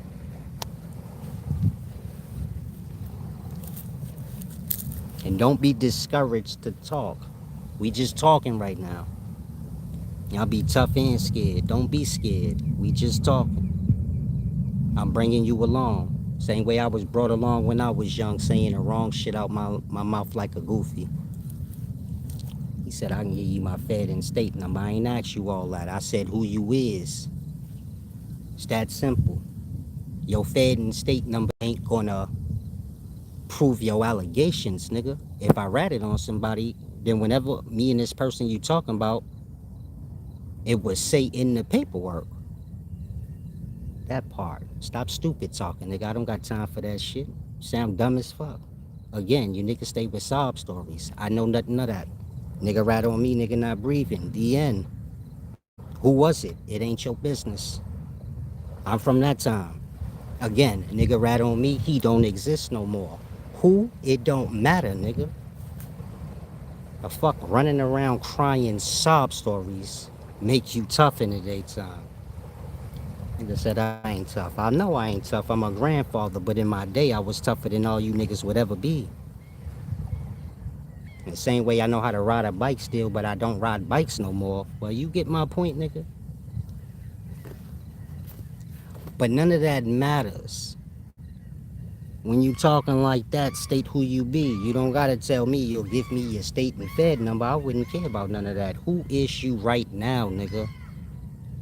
And I'm not telling you to tell me how tough you are. I'm telling me your name. How I know you in life so I could get with you. And he said I'm a rat talking about killing kids online. I didn't know I was talking to no kids, but my channel ain't for like manipulating people's minds. Like I said, who I ratted on and what's the storyline, and we all want to hear. You see how this generation is? My channel got to do with wisdom. Nigga come here talking tough, accusing me of being tough. It don't matter who tough. We already in the toughness now, nigga, so ain't no backing out. Just keep it tough. You don't gotta say I started with the tough, you started with the tough, this, that. We ain't gotta insult or nothing. Get straight to it. Look, goofy.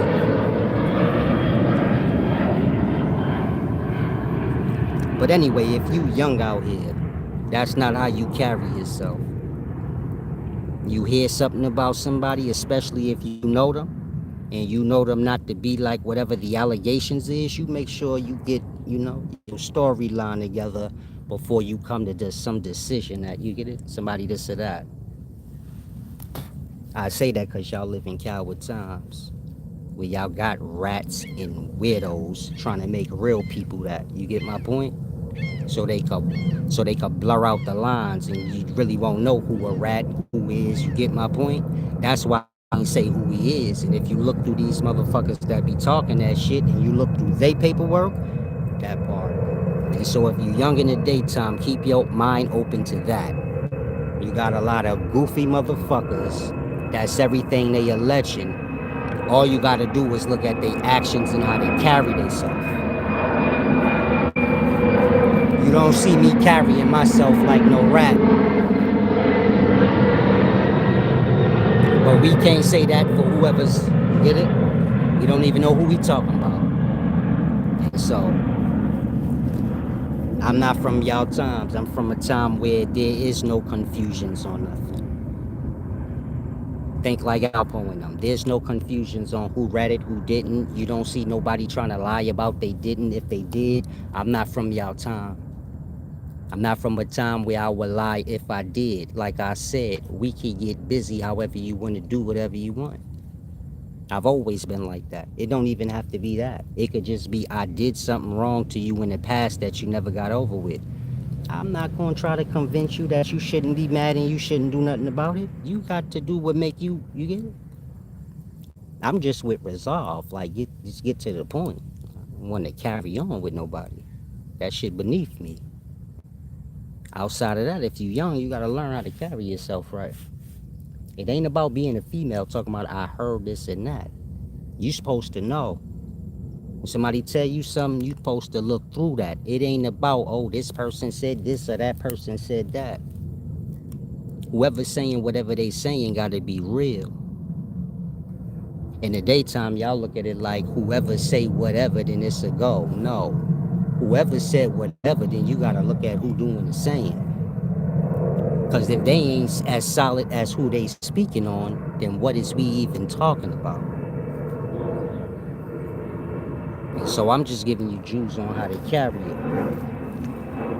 What y'all need to do is start disliking people when you actually have a reason. That way you ain't got to be reaching to make them whatever you want them to be.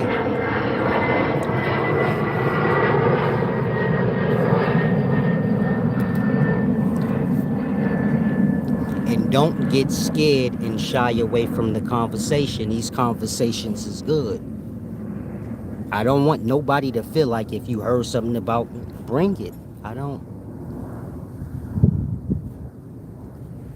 have no problem with these conversations, but you get it, you bringing it on a disrespectful way, so you gonna get that back. Outside of that, you could have just asked. Ain't no goofy shit with me ever. You could remove me from it. I'm talking about like if you got a question and you think I'm gonna be talking in circles or ducking and denying, you don't never gotta associate me with nothing goofy. If you got any thought in mind of something, bring it. It's just a conversation. It ain't like you in my presence. It ain't like you get it. It ain't like I'ma seek you out. You don't owe me no money. We not talking about nothing. It's just trolling at most. I don't want none of y'all to get lost and be getting all extra scared. Cause y'all pretty much making me the toughest nigga in the world for y'all to tear down. Now I ain't got nothing to do with that. I'm just old school solid, nigga. However you coming, that's how you gonna get it. And I'm experienced with being cool and I'm experienced with all that other shit too. And you can get it however you want. Outside of that, a conversation. Whoever saying I'm ratting on them, they could come have a conversation with me themselves. Everything's simple with me. That part. Stop using bullshit to tear people down. You don't never need an excuse to go against somebody unless you a sucker. You don't need an excuse to go against me. There you go, Orlando Lawrence, beating around the bush. You don't need an excuse or need to find like, oh, he a rat or he this or that for you to go against me. I'm old school, blood. If you want a problem, you gotta have a problem. There's a bunch of people I ain't liking, I wanted a problem with, and I ain't need no excuse. I ain't need to throw them under the bus or nothing. I just don't like that nigga and I'm going at him. The end. And so I'm just giving y'all old school Jews. You get my point? And you carry it like men used to carry it. Y'all be doing all that, like Lawrence said, beating around the bush and stupid talking, and it's really just a reflection of you trying to manipulate little kids and people who truly ain't in that life and wouldn't know to view people a certain way. That part. You a street person? What street person? That's really a street person that you seen come up to me in that way, like asking me something like that. That part. And so this is a place of wisdom. I'm somebody's grandfather. This ain't the place for those types of things. Meaning if you still living by street morals, this ain't the place for you. Don't hold me to no street morals, nigga, because my time in the streets is before you was born. In that you already know, y'all get new storylines to old events. They reselling y'all old stories with new storylines. Otherwise, how we get all the way here? I was in the streets 20 years ago. So whatever you talking about must be a 20-year-old event. But how'd I get all the way here, nigga? And you see me on Sonetta TV dead smack in the middle of fucking Harlem 10 years ago. But what you talking about is 20 years old. So how'd all that happen? How'd we get here? That's my point. You niggas be getting sold old stories with new storylines. It's just like the Tupac shit. Every generation, these niggas got a old Tupac story with a new storyline for the new generation. If you young, that's all y'all living. Old ass suckers trying to manipulate y'all to dislike whoever they dislike because they too weak to do anything about their dislikes. And so if you young, don't be nobody pawn, especially not no old sucker ass niggas. You get my point? Y'all young and fresh, do y'all thing. Don't let no old nigga come put his bitterness in you and make his dramas your dramas. And nigga should have handled his dramas, and you gonna have your own dramas to come. And you get my point? I move like that. That's how things go back in the day. I wouldn't put my beefs on my kids. They gonna have their own beefs in their own life. You get my point? And we ain't merging lines here. And that if you a young fella and you not even from my time, I don't even really want to have conversations with you about things like this because you just a pawn being manipulated. You just a kid to me that a nigga throwing under the bus truly, and you get my point? You need to have more self-awareness for yourself. You said I just touched down, Hova. Peace and wisdom, champ. You ain't got to get lost in the going back and forth with me. The first thing you got to do is make sure whatever you talking about is accurate. Then from there, you know if you actually got something to talk about. You said you was in the feds watching one of my videos, and a nigga saw me watching the video and said you told on his mans. I just asked you a question. Salam, peace and wisdom, champ. Now you see how you talking now? That's better. First thing you need to do is ask yourself, how am I so fucking real that niggas talking about me in jail, nigga? And which one of these jail niggas gonna get out? Cause like I said, this 20 years old, what you talking about? I don't mind explaining it to you if you want me to explain it to you. I don't mind. As long as we crystal clear, this 20 years old, champ. I'm 44. I don't got time for little kid shit. We live in a time where if a nigga getting fame, you see how you said you was watching my video in jail, and then the goofy nigga in jail told you I told on his man. That part.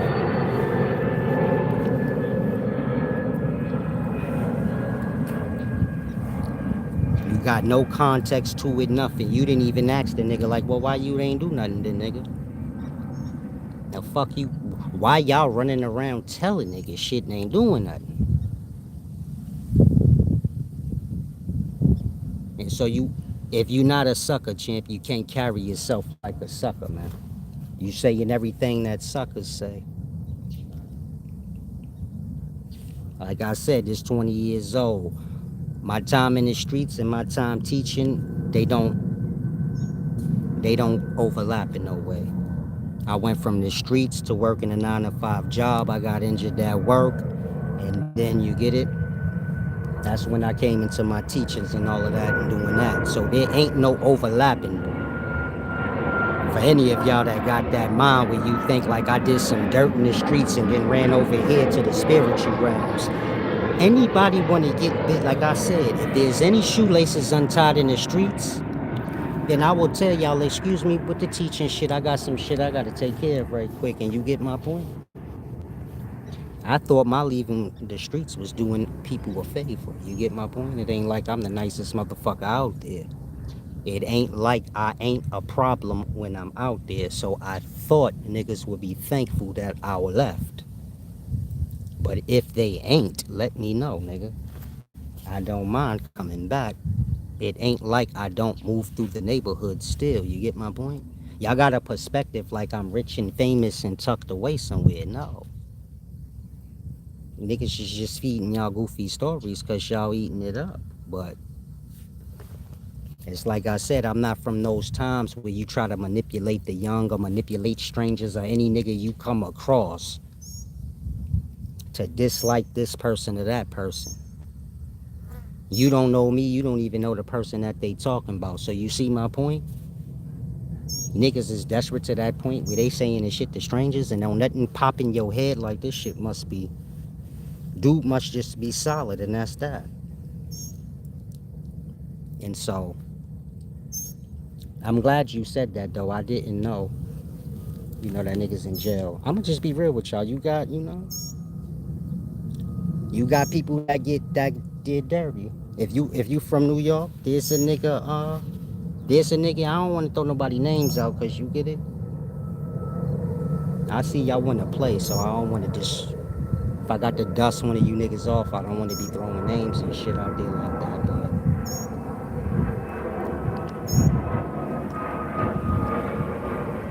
But hella people that's tough, I gave them a L. Back in my day when I was in the streets, most of the people that y'all got as tough now, they younger than me. There's a nigga in jail that it was just brought to my awareness, and he's supposed to be the head of the Bloods in there. So if you was in jail, you know who I'm talking about.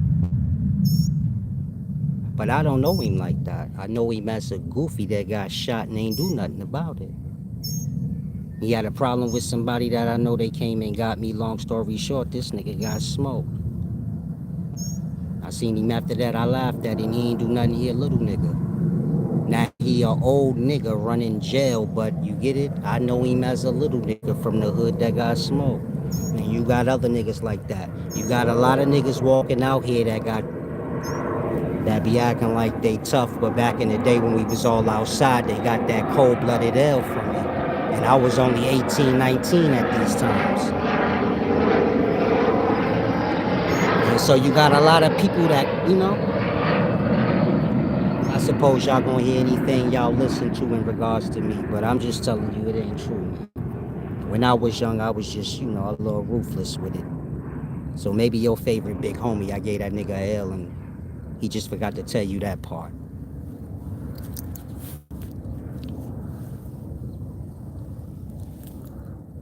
There you go, Hov. I like what you just said. That's how the old schoolers did it. If you gonna say somebody a rat, then you bring that paperwork. That's basically to say the moment you got locked up, and whoever you saying ratted on you, the moment you get locked up, they start documenting everything. In that, if somebody told on you anything that happened to you from the moment you got handcuffed to the moment you got released, it's gonna be in your paperwork. In the daytime, y'all don't live by that because y'all live slander. And that's fine. I don't mind. But you get my point? If you young, don't get caught up into that sucker shit where you let somebody just manipulate you. Real dudes is soft, and a soft dude is real.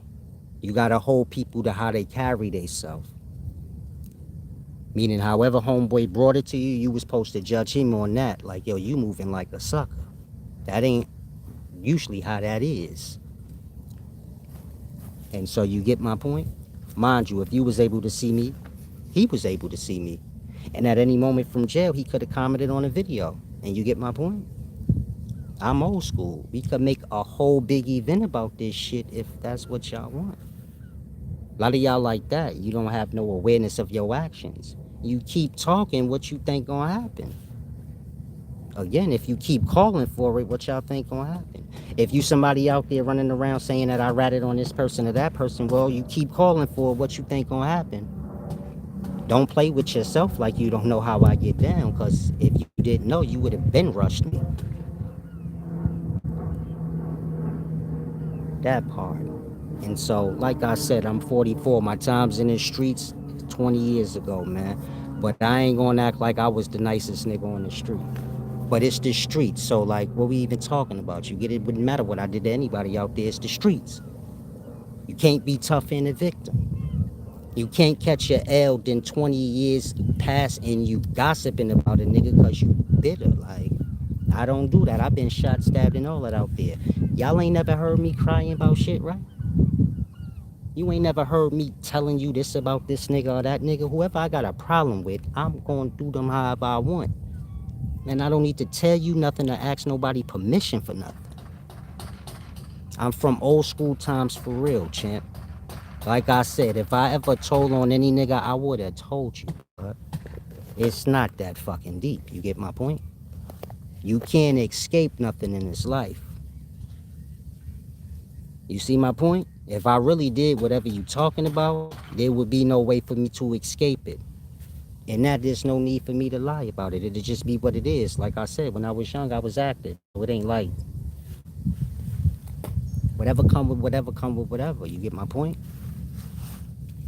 I'm old school. If I do wrong, I stand on the repercussions. That's how we did things in the past. Let's say I messed up your pack or something. I'm not ducking you, hiding. I'm gonna come to you like a man and tell you, man, I fucked up the pack, but I'm willing to work it back off. But if that ain't good enough for you and you want to do whatever you gonna do to me, then I gotta just take that. And that's how we moved in the past. No ducking and trying to cut corners and over talking shit. It is what it always is. You get my point? Now I done been shot, stabbed, and all of these things. So whoever telling you I ratted on them, make sure they somebody that that's responsible for that. Otherwise, you basically telling me I ratted on somebody, but the people that shot and stabbed and threatened my life, I didn't tell on them. You get my point? Again, I've been shot, stabbed, and all that. But nobody ever got told on that end. But you want me to believe that I told on somebody on some other kind of end? And so that's my point. You make sure whoever's saying that, if they ain't telling you they shot me or something, then they just lying. I'm not saying I told on anybody that shot me, but I'm just making a point. Everybody in life know I done been shot in a whole bunch of shit. And ain't nobody ever went to jail for it. And so you get it? I don't like talking about the story because it's a family thing. So like let's say you say, I heard you ratted. And they talk, this is a family thing. This don't have nothing to do with no public people. And that, do you get it? I don't be desperate to talk about it because at the end of the day, it ain't no win for me. I'm more family-oriented person, so you get it? One family member getting dust off of the other is the same family, you get my point? And so, we just live in strange-ass times, and you get my point? Just keep it solid with yourself if you young. If you come here for the wisdom, come here for the wisdom. Don't hold me to no allegations you heard or no hearsay you heard. And please don't convince yourself that I know about the hearsay because I don't deal with people like that. I'm old school where everybody's solid.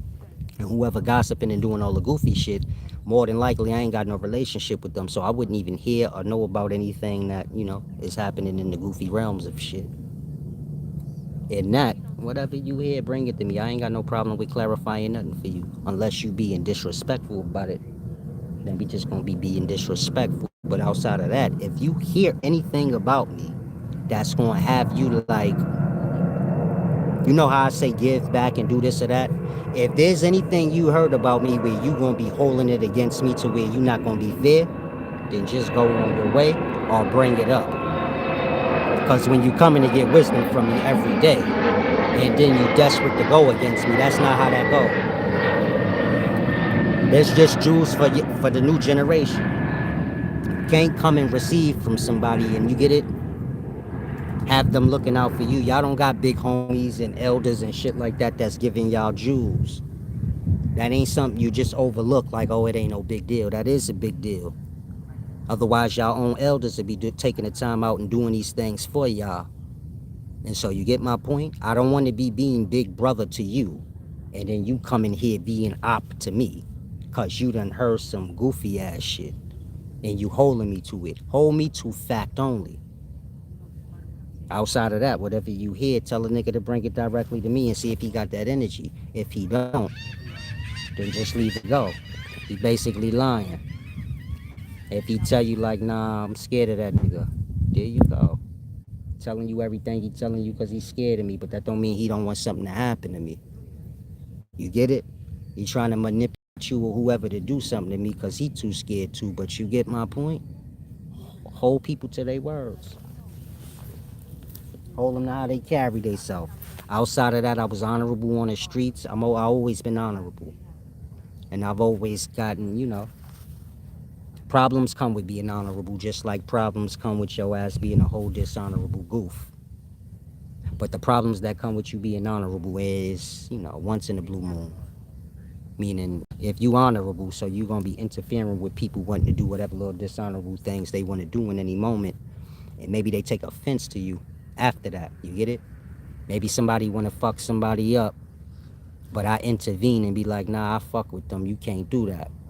So then they gonna let it go because they scared of me. But that don't mean not gonna hold a grudge later and be like, yeah, I hate that nigga, man. He interfered with, you get it? In that, in moments like this, when the world going against a nigga and saying, oh, he did this, he did that, they gonna be desperate to jump on the bandwagon because they already had that disdain.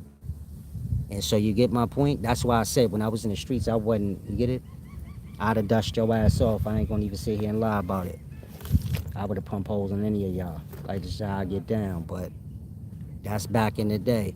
I don't live like that no more. But that's not to say, like, if somebody tell you they gangster, then that means there's a whole bunch of victims on the other end. And so you got to put 1+1 together, man.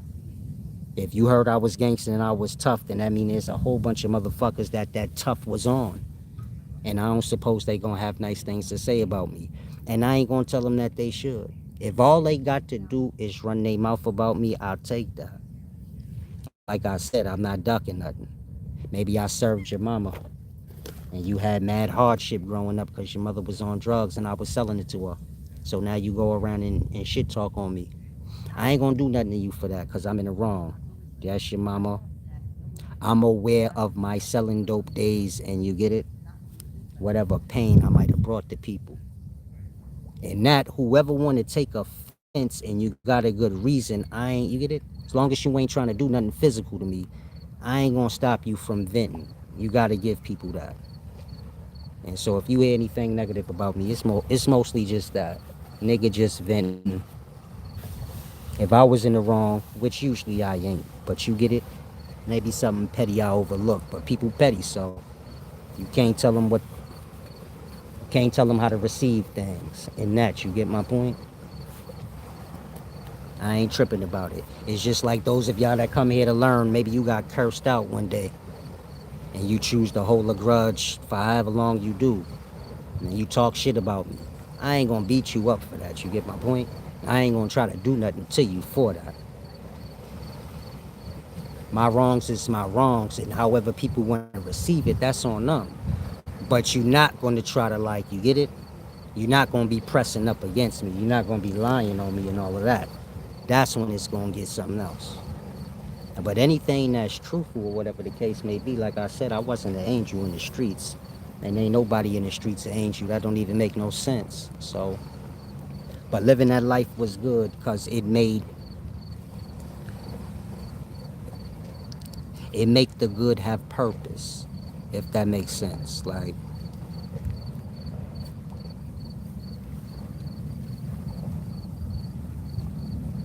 it's like if you never was bad before and went through all the experiences and understand what bad bring you, then you truly don't understand, like, peace and the good. And so that's what I mean. Living that life, you get it? It was good because it kind of, put me in the right place.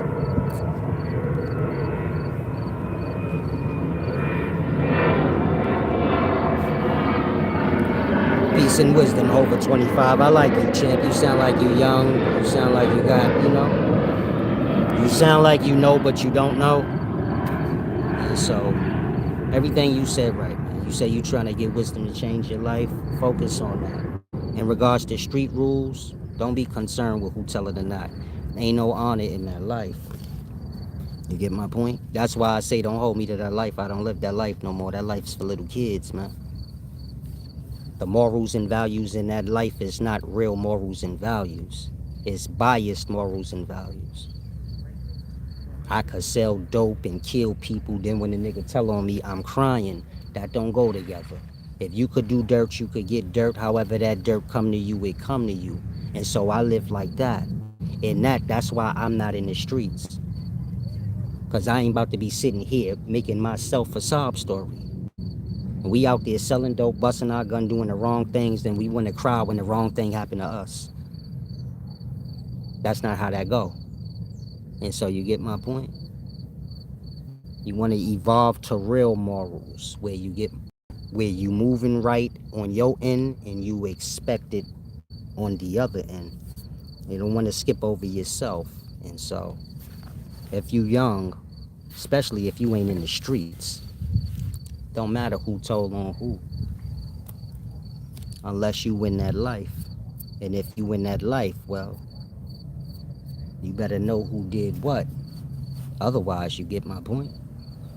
You be having a rat telling you the next nigga's a rat, and you be in the presence of the real rat going to jail looking stupid.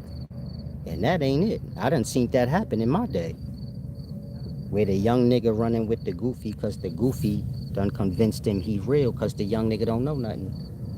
But the young nigga a goofy, so whoever real don't care about him to explain it to him. And that, I live a whole life of hardship, go to jail, be a whole loser, all because he thought a dweeb that was manipulating him was real. It ain't about that. I'm from the time where you take care of your young, you make sure they on the right track, whether in the streets or out it. I see one of my young doing the wrong thing, I let them know, nah, don't do that. That's not how that go.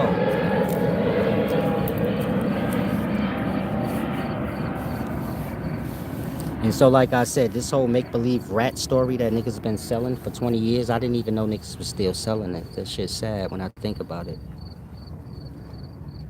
In the time it was said, nobody paid it no mind, because you get it, I'm still in the streets, and y'all know how this be. Y'all ain't stupid, man. Y'all got a brain. They said that shit, I was still in the streets. Niggas was ducking and hiding, and you get it? Nobody paid that shit no mind. Nobody stopped buying dope for me or nothing like that. Like, and nobody ever went to jail for me. Before or after. But I wouldn't care about none of that. Because that street nigga shit, I don't got nothing to do with that. That's 20 years ago.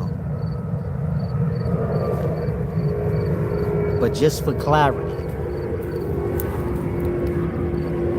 that was something nobody was biting. That shit was stupid. 10 years ago, I get a little fame online, and you get my point. Now it's an important topic, I suppose.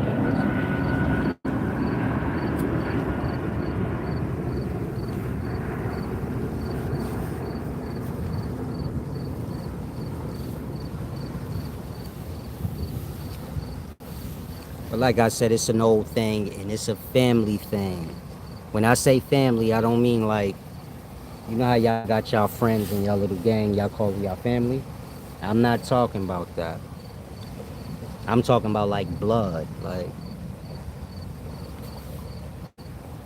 I'm talking real low life shit.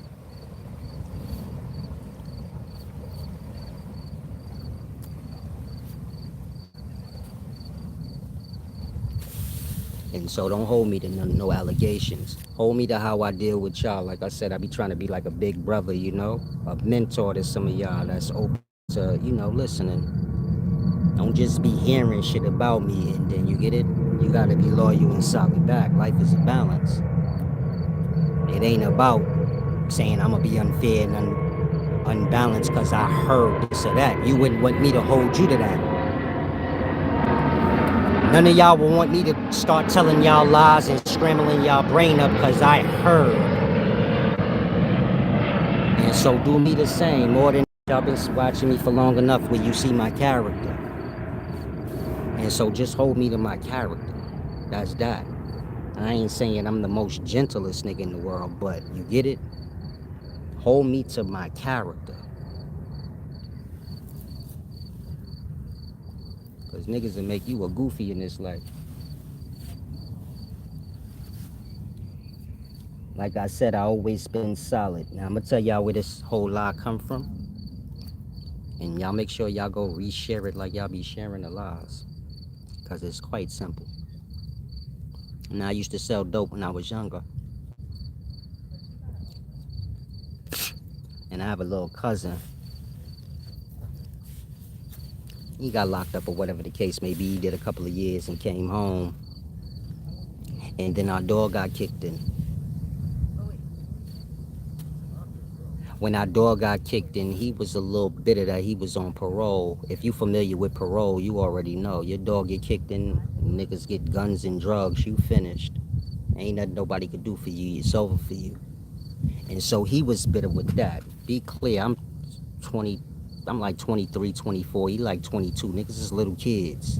He don't fully know how to carry himself right because he got me as, You know how it is when you got like a big brother or you got somebody that's like your elder that's like grooming you into a certain life. So he don't really got to take a lot of things heads on. So it's a lot of things he don't understand about that life during that time still. He kind of just a little kid in over his head for the most part. And so you get it? He's still in that mindset like where if something happened to him, I can save him. In that, do you get my point? He the one that rent. I don't even want to say him. He told whoever he told that I ratted, and I suppose he didn't think like nigga was gonna make that a whole thing. And you get my point? Now it's a whole thing, and he gotta stand on it. But there's no storyline supporting anything he said. And if anybody go look at me in his case, you'll see like, oh yeah, he was on parole. Blood had to run. Nobody ratted on him. He just ran. But he had no choice but to run. Nobody can't take no charge for him. Nobody can't do nothing because Blood on parole. He either gotta run or just accept the fate in that moment. And so really, he was supposed to take that charge so I could get off. I wound up having to fight that whole fucking charge. While a nigga running around saying I ratted on him. And because I'm honorable, I can't rat on this nigga. You get it? You know what it's like to have a nigga saying that you ratted on him and he free and you could rat on him? That nigga that.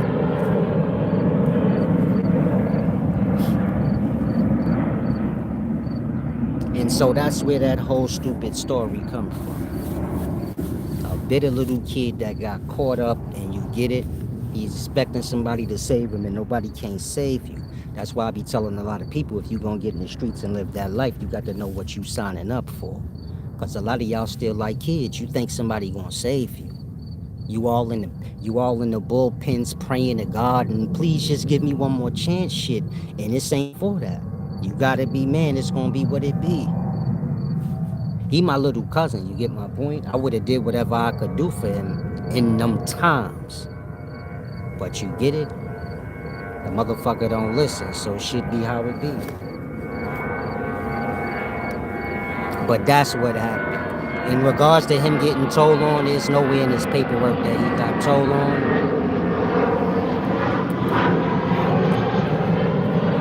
I was the boss, so me telling on him would have did absolutely nothing for me. He wasn't the target.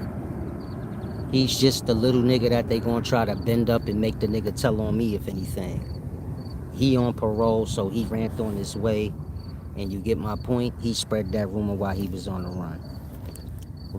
Mind you, my mama and his mama is sisters. And there's no moment with him being on the run and spreading these rumors that I told on him that I didn't know his whereabouts. So you think I told on this nigga, then he ran and the cops just... You don't think the cops will come to me and be like, nigga, you gonna tell us where he at? Or the deal off the table. I'm making a point, if you rat on somebody and they run and go on the lam, the cops is expecting you to help them find them, especially if they your relative. They not gonna believe that you don't know where they at. And so if you don't know where they at, then the deal's off the table, nigga, you could go to jail. And we still gonna use whatever you said against the nigga. And so that's why I said he my cousin, we family. The whole time he was on the run, I knew his whereabouts. You think the cops would just allow me to let this nigga just linger out there like that? That part.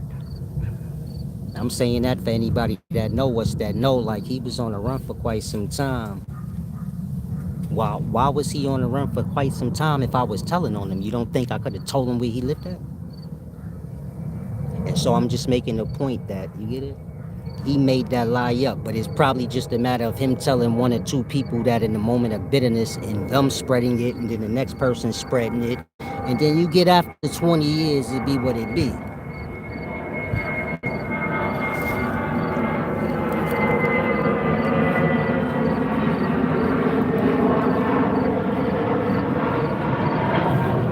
So like I said, if I know you in real life and you got a disdain about me and you feel like you need to go along with snitch narratives, you don't need a narrative to have a disdain of me. You don't need a narrative to do anything. You get my point? Cause I ain't about to ask you shit. You don't like me, you want a problem, then have a problem. It ain't like I'm the type of nigga that's gonna be asking you why you don't like me. I don't care, nigga. You came to that conclusion on your own. Just stand on it. And so everything with me simple. If you somebody that follow me, you from the streets or you where you from, I'm your OG. Not these goofy niggas that y'all listening to. The OG in how I am, where he giving wisdom and he on a whole different path for life. OG don't end as a old ass nigga trying to sell the streets with his mouth. You see how these old ass niggas want to sell y'all they old school story. The streets is to be done, not talked about. You don't talk about the streets, you get your ass out there and get that money then, nigga, if you was getting it like that. And once that life is over, ain't no story time after. I'ma say it again. You live that life, and then once it's over, you don't go to jail and come home from jail and then have a whole bunch of stories now that you selling about that life. The game ain't to be told. You do it. You don't talk about selling dope and how you used to sell dope. You sell dope. That's where the money is at. It's not in talking about it. And so I'm just giving you real Jews if you young. You gotta hold people to how they carry it. Like I said, real OGs that was really in them streets and really was out there. They end up like me if they don't die. Where they on a whole different path of life and they trying to, you get my point? Stir people the other way. No real OG, old as hell, still selling old ass stories, man.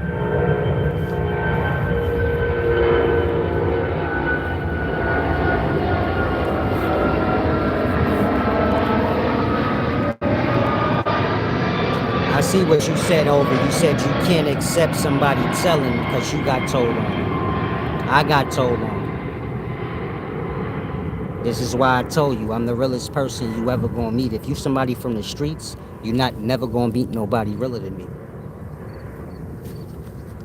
Remember, I said my door got kicked in. Me and my cousin, our door got kicked in. That means somebody told on us. And this bitch ass nigga, he fumbled up on me. You get my point? Because that's how we go. Your right hand man or whoever your crimey is, they either gonna fumble up on you by telling on you or going against you. And that's what the cops want. One or the other, nigga. And so you get my point? I got told on. Don't have nothing to do with me telling on nobody. Whatever was done, I stood tall. So even when my cousin said I told on him, I still ain't tell on him. That's why I'm telling you, you don't know nobody realer than me. You don't know nobody that you could say he was falsely accused of being a rat, and he still ain't tell on niggas. And it don't got nothing to do with the people. It got to do with the morals I live by. Can't nobody get me out of my character. I wouldn't give a fuck what you do. You could be a rat, a lowlife, a nigga that betray your own, whatever you want. You.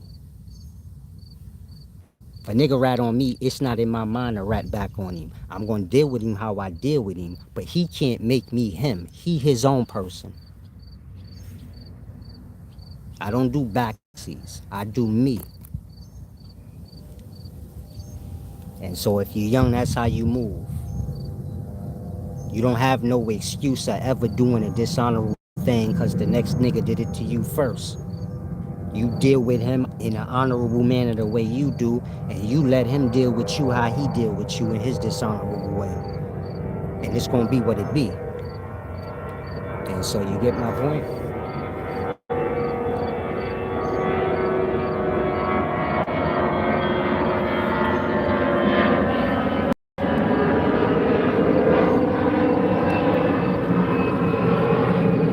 Outside of that, the person we talking about, that this lie come from, this somebody I protected. It's somebody that I took care of.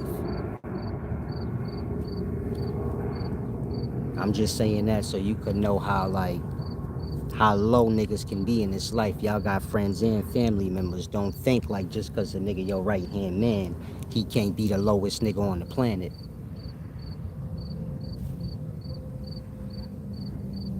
And so until a nigga could show you paperwork that whatever he's saying is true, he ain't everything I just said. A low life.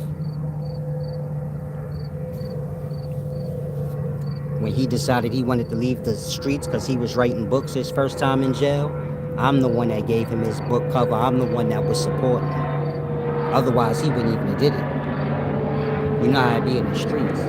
People want to keep you street.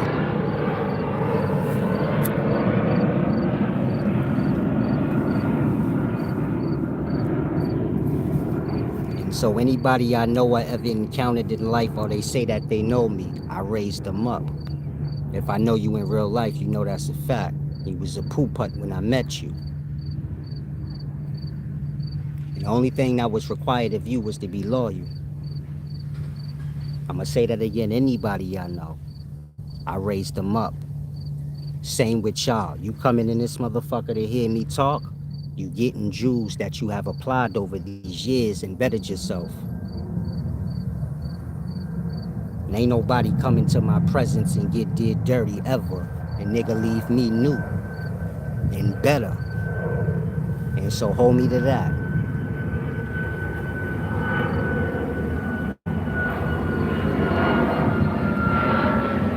Outside of that, I'm not big on sob stories. I could have came with the whole sob story and oh, the streets did me bad and they said I was a rat and they trying to kill me and I could have made this shit sound real good and played the sob stories that everybody like to hear because everybody coming with a sob story about how life did them wrong and that make for good content. And I could have came like that, but I did. You get my point? Whatever you get my point, I charge that to the street. I was out there selling dope like I told you. If a nigga wanna say whatever they wanna say, I ain't gonna hold them to it. I did my wrong, so I ain't about to sit here and play angel and be like, oh, how dare they lie against me? What else can they do, blah? Some of y'all like that.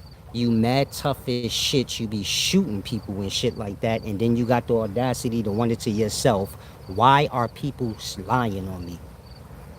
Because they scared of you, nigga. What the fuck is they supposed to do? Face you? Like, they gonna face you and die? All they could do is talk about you. They can't do nothing else. And so you get it? You gotta sometimes can't be everything. You get my point? You can't be so tough that you controlling mouths. Now you gotta give people whatever weapons that they got. Everybody ain't strong. He said before I got out, the dude that told him that I was a rat got sprung out on K2. That shit sad. The dude that told you that I would have knocked him clean out, man. I really come from tough times. I come from times if a nigga come out of jail, he shit 52 and all that shit, cause he really was in jail beating niggas the fuck up and really in the daytime, y'all come out of jail and don't know nothing. Nigga tell you throw your hands up, your shit look like they did when you went in. And so that's why I be telling y'all, I'm not from y'all time. Stop playing with me so much, cause it's not the same. When I say I can knock you out, blood, I done knock mad niggas the fuck out. I'm not just guessing, like I'll knock you out, blood. Back in the day, you had to have the skill. You couldn't be a goon and a henchman and a tough nigga and you don't even know how to do nothing. And that when you see me, you could see like, nah, he got hands. That nigga know that shit. There's other videos where I'm busting the AK-47 off with one fucking hand where you could see like, hold on, this little nigga one hand in that shit. I'm saying that so you could see it's nothing fake about me. I don't think there's nothing cute about being a gangster because I'm old now. But I ain't one of these niggas to convince you that I was a gangster and then can't show you nothing gangster. Blood, you get it?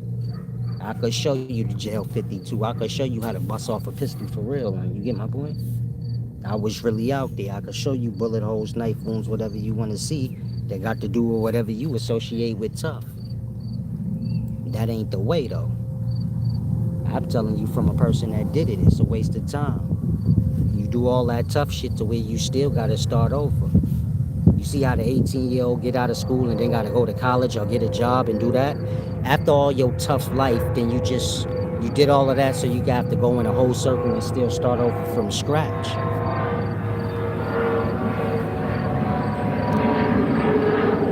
You in the street right now making money. You might as well just go to school. Because after you finish making all your money and doing everything you do, then you're going to get locked up and go to jail and you're going to have to start all over that way. It's going to be a requirement of your parole, nigga. If you thinking to yourself, I ain't going to get no job and I ain't going to go to school. Yeah, it's going to be a requirement of your parole. You going to do it. Or you going back to jail, nigga. And so you don't even need to waste your time breaking the law. Just go to school because that's what's going to happen in the long run. You don't like a job? Oh, well, just get it out the way now because you're going to have to get one anyway when you get out of jail. And it become a requirement of your parole. And so I wish somebody would have told me that in the past. But I wouldn't have listened anyway. But you get my point? I'm from the time where you got groomed in. And nigga taught you every details. To where you really had the tricks and the trades of the street. Y'all just say y'all street people. Back in the day, if somebody was street, that was really their trade. It wasn't just, oh, I'm street. Nah, they were street for real. They could bag up some dope, blow up some dope, some coke, bag up some crack, cook some crack. They could do anything that got to do with getting paid on the streets and show you like, nah, I know how to do this shit. In the daytime, y'all don't know shit about the streets, but be saying you street. They could tell you, okay, well, cook up this 20 grams of coke for me right quick, and you can. And I have no clue how. And so it's deep. You did good, Hover 25. Stay out the way. That's the best thing I could tell you in this life, man. Just stay out the way. Maybe get you a little store of some sort, and you get my point. Find you a nice, loyal female. Maybe get you 2 or 3 friends that's married themselves. And every weekend, everybody pull up to your property and y'all enjoy yourselves and enjoy that freedom. And you get my point? Go places, do things. When I say go places, I ain't speaking like different countries. I mean like in your own city. Go see a Broadway play or something like that. Go to the comedy club. Be a normal person again. Because when you be in them streets, I know. The streets exclude you from regular life, man. You just be an underworld god. But in regards to doing normal things that regular people do, all the people in the streets be having little desires to do that. The nigga in the street right now got a desire ever so often to just have a wife and a regular job. So he ain't got to deal with looking over his shoulder, none of that. And it's a recurring dream that pop in his mind. He just don't like the pay of the job, so then he never do it. Right? And so if you in them streets, you get my point? Leave them. But if you don't, try not to lose who you are as a person. Still do regular stuff, Still go to a play. Still go fishing, Try to keep it as normal as you can. And it's the same with if you a famous rapper or star. Try to stay as grounded as you can, In that way, where you still can embrace being regular. Because that's where all the peace is at. In the regular old life. And so if you've been coming here learning from me and you haven't been paying your tithes because you heard this negative thing or that negative thing about me, can you apologize and pay your tithes? If you just want me to be a creep, you don't need me to be a creep to have a disdain or do whatever you want to do. Just giving your own self a headache.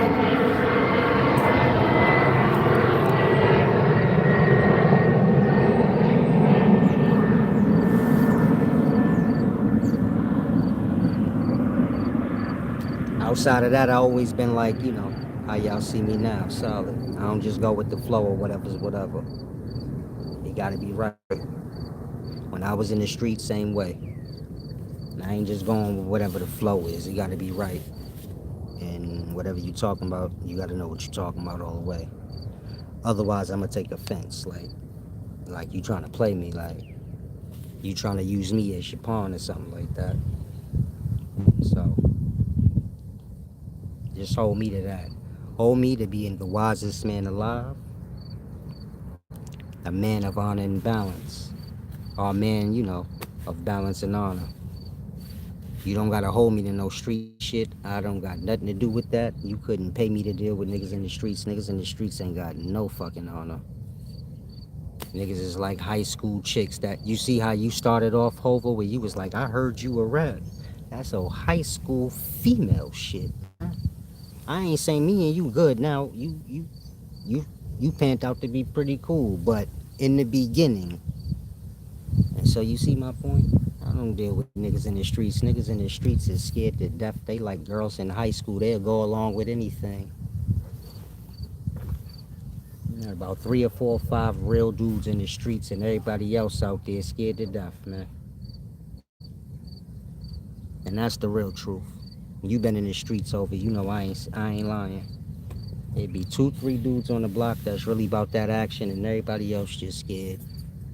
And if they do some dirt, they do it out of fear because somebody told them they got to, or they gonna get rolled down on.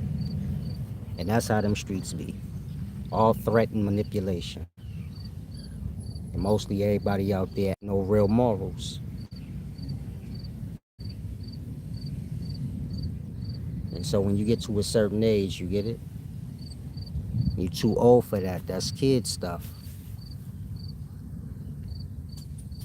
If they got high school traits, it's kid stuff.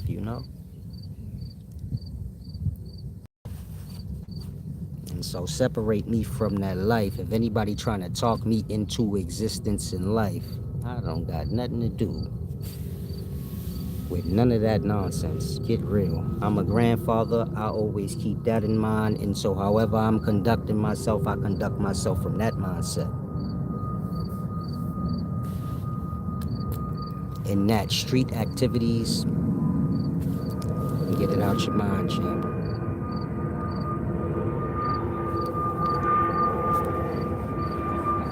I've destroyed enough. It's about building, you get it?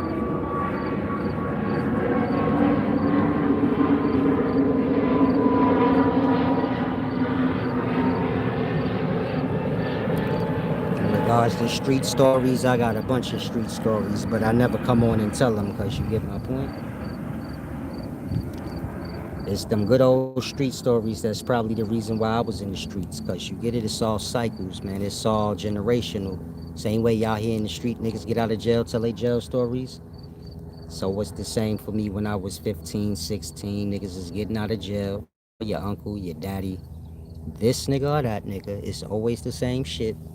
And they all got jail stories and tough stories. And when you young, you get my point? That shit be funny and good. Like, you be laughing and it be funny as hell. Then the next thing you know, after a couple of years, you have they fucking life. You be in jail and shit too. And so you get it? Whatever you talking and whatever you listening to is what's gonna manifest for you. So I never try to like really talk about my past life. Not cause I'm ashamed of it, not cause of any reason but that. I'm I've redeemed myself and I'm renewed. I don't care about that. That's not my better times to me. I'm smoother now, you get my point?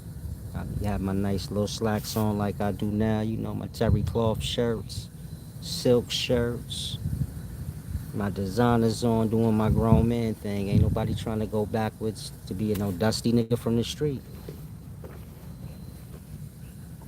If you in the street still, I ain't, you know what I mean. You know what I mean, big baby. I'm older, I ain't got the time. But to each his own, I ain't judging. Like, I was there, so I come here to learn. You get my point? You don't gotta come here and confuse me with a nigga that's street that's pretending to be wise because he trying to avoid the streets. Ain't no avoiding nothing in this life. And like I said, my street time and my time as being a wise teacher, they do not overlap. There was a time of me working and being a regular civilian in between those times. And so you get my point. I learned a lot from being a civilian too. I probably learned more from being a civilian than I did on the streets. I learned things about business, the system, and money on the streets. But working a 9 to 5 teach you about the hearts of men. You see what you really made of when you, when you work in a job. You get to see how weak or strong you truly are. I knew like I'm weak. I'm not gonna lie to you. I knew like nah, I'm weak, man. I'm about to go break the law. This is crazy. Nah, I'm just playing. I worked and did my time working, but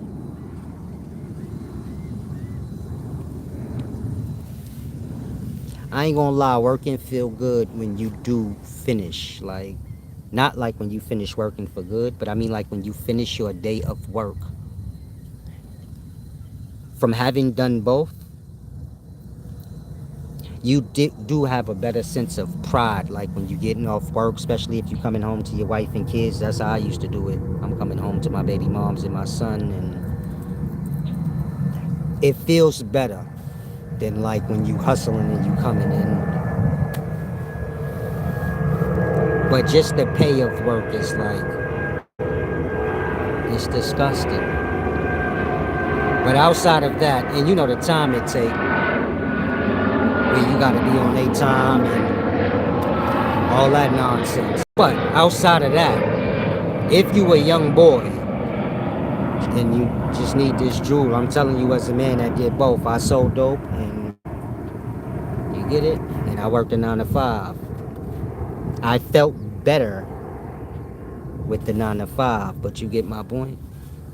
Like I said, it's just not enough. But you know, I learned a lot from working. A lot of y'all think I sold dope my whole life, then just started teaching online, and I'm mad old, man. I worked as long as you alive, nigga. I put my time in. I'm old enough to where I could have had lives. You get it? Life is 10 years. I could have did 3 of those. Like, and so you. I could be a barber right now if I want. I was just talking to my sister about that the other day. Like, nigga, why don't you get some clippers and just be a barber? I'm like, oh yeah, I should do that.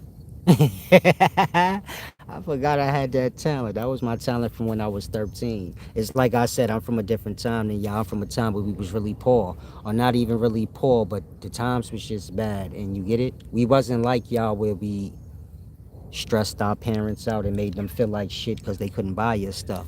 We trying to figure out how we can help. So I'm 13 trying to figure out how can I bring some money into this household, you know? Mama needs some help.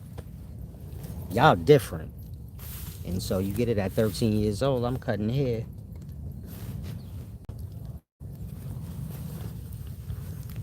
till I'm old enough to get a joint. But you get it.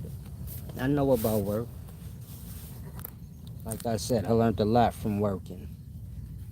I learned a lot from being in the streets too. And of course I learned a lot, you know, as a wise teacher. The lessons don't stop. Damn. When you become a teacher, then you get to learn from that perspective. A lot of people think like they be a student, then they become a teacher. You always a student even when you become a teacher. You just a student from another perspective now. And that you get to learn from like beneath yourself. See, when you dumb and you learning to be smart, you learning above yourself. Then when you get wise and smart and you know things, you have no remembrance of how you was dumb. But that stupidity led to your being wise. So now you're teaching people and they're that kind of dumb and don't get shit. But there's so much to learn through that. In regards to self, everything got to do with self. And in that, some of y'all will become wise, and then you'll be able to see, like, oh yeah, I'm not shit, because I be acting like I'm better than people. I don't even be wanting to give people no wisdom, acting like I wasn't stupid in the time. That's why I always make sure I give a little juice, you get it? Whether y'all give back or not, I still, I give back what was bestowed upon me. It's all balance.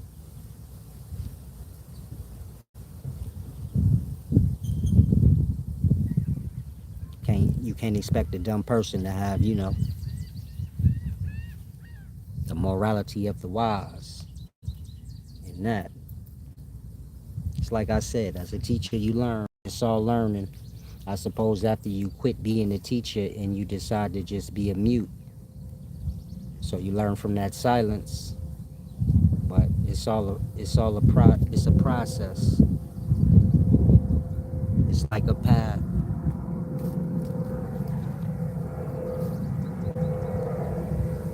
Peace, Chanel Black.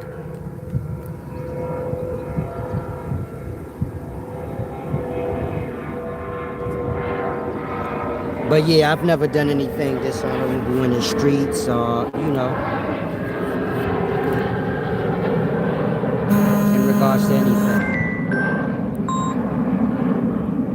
I'm always fair. I always give people enough rope to hang themselves. So if anybody got any issue or anything like that, or they trying to throw me under the bus, like I said, I never hear these things. I don't even know where you. Well, you say you heard it in jail. I didn't even know I was famous in jail. I'm saying that because I never been. You know how infamous you have to be on the street for niggas in jail know you? I don't know these niggas. Fuck, they got my name in their mouth for, like. Peace and wisdom, love. I miss you too. I was thinking about you the other day. Just thinking about biting your booty the other night. I was lusting over you the other day.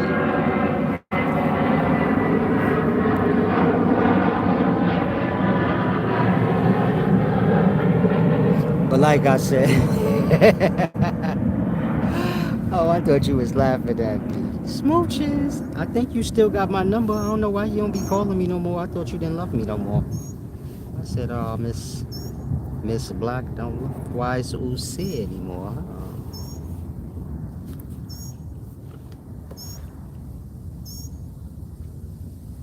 Shut up. But like I said, I've never done anything dishonorable. I was always good to anybody that was close to me. So even in regards to like my children's mother, they was treated better than any of y'all ever been treated before. And so I don't know if they bitter or not, but if they are, it's just because of that. You get my point. It ain't because anybody ever gets mistreated with me. I'm just stern. So like, you get it? I'm really good to people. So I expect it back. And if it's not like that, I'll go on my way. And you get my point. Ain't nobody trying to lose something good.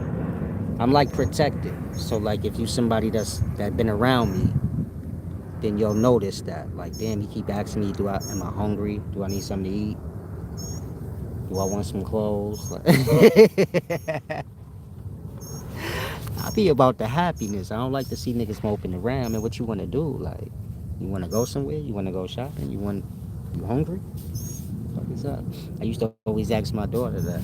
You hungry? Yeah, Dad. Why you keep asking me that every moment? Because you gotta eat. Like, you know, kids are just play nonstop. Be starving, mouth be all white and shit. You ain't thirsty? You ain't hungry? And so,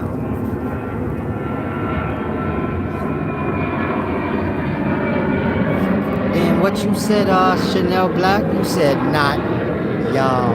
Just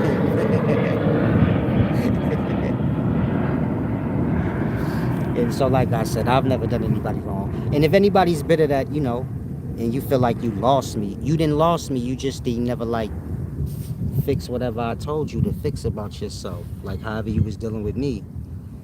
And you get my point. Outside of that, anybody I ever dealt with, You just gotta right your wrongs. It don't got nothing to do with like, cause I got a problem with you or something like that.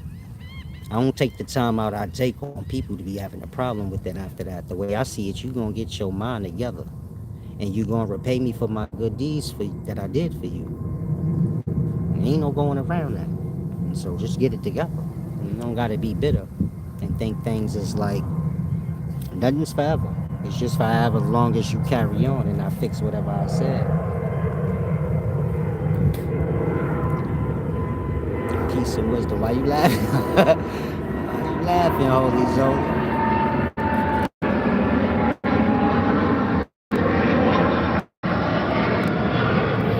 I be used to them fake people. I don't know how to be fake. I just know how to be straightforward. And so, like I said, if y'all ever have anything personal y'all want to ask me, I'm not the type of person that's, you get it? I don't view myself as a star where I gotta do like damage control or anything. This real fucking life. You came here to learn, and you can leave whenever you want, but don't be lingering around all stupid and shit like that. If you got a problem, speak your piece, and you get it. I'm all about resolve, and so if you hear anything dishonorable about me, just ask me. Most of y'all been following me for 10 years. You know goddamn well you should have a good view of my character in regards to like dishonorable stuff. I might not be the nicest nigga on the planet, but you get it. You can't say I'm dishonorable. That is fucking insane. Once y'all let niggas throw me under the bus as dishonorable, honor is through from there. I am the last pillar of honor left. I'm just saying that because I'm the only one that always bring that shit up and try to remind y'all, be fair with one another, be honest, you know? And so once you let them dirty me up, I might as well not come outside no more. It ain't gonna be no more honor left. It ain't gonna be no more order.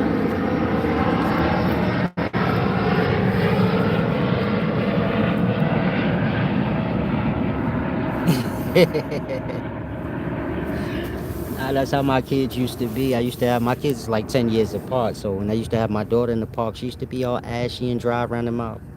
I'm like, come on, let's go upstairs and eat. No, Dad, 5 more minutes. You can't even breathe. Like, you don't want to sit there and take a breath? No, I can breathe. They be running themselves to death. Kids is like this. They could run around a park all day, but if you tell them, hey, let's walk somewhere they don't want to go, then they be like their legs don't work. My legs hurt. I can't make you get it? What the fuck you mean your legs hurt? You just ran around the park for 3 hours straight and didn't take no break. But you can't make it up the block. You need me to carry you up the block, but you don't need me to carry you all through the park. Okay. I'll put my foot in your ass. If you don't if you don't get the walking. And my son was the same. Let him play, his mouth be all dry and shit.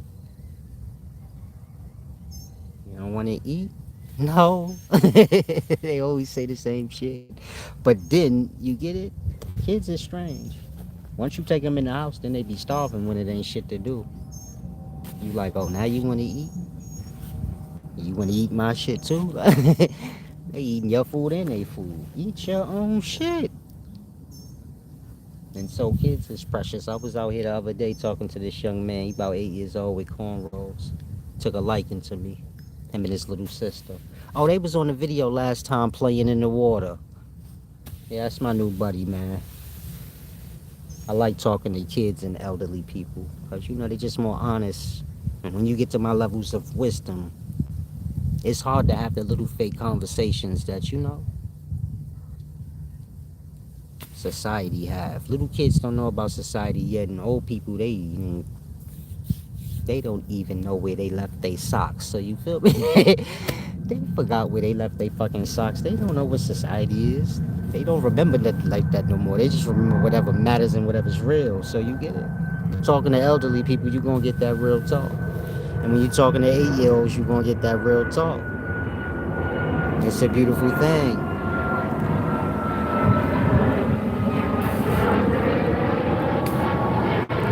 Same with my children. I was hands-on with my children. I was there for both of their birth.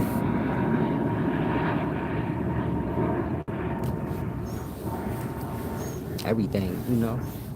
Me and my son's mother, we not on good terms right now, but it's not nothing concerning me. It's just her. You know how women are. They can kind of lose themselves at any moment. You got to just give them space, though. You can't fight them back and argue with them back.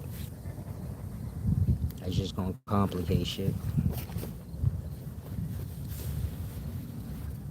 But if you got kids, take your time out with your kids, man. You make sure you like keep them busy. Don't just have them sitting around in the neighborhood and in the hood. Take them down. If you live in New York, take them down to Central Park. That's how I used to do it. We could live in the ghetto, but you gonna go play in Central Park out this motherfucker, and we gonna go hang on the east side and play video games. And you get my point? Let them see different things. More than that, idle time. Idle time is how everybody get in trouble.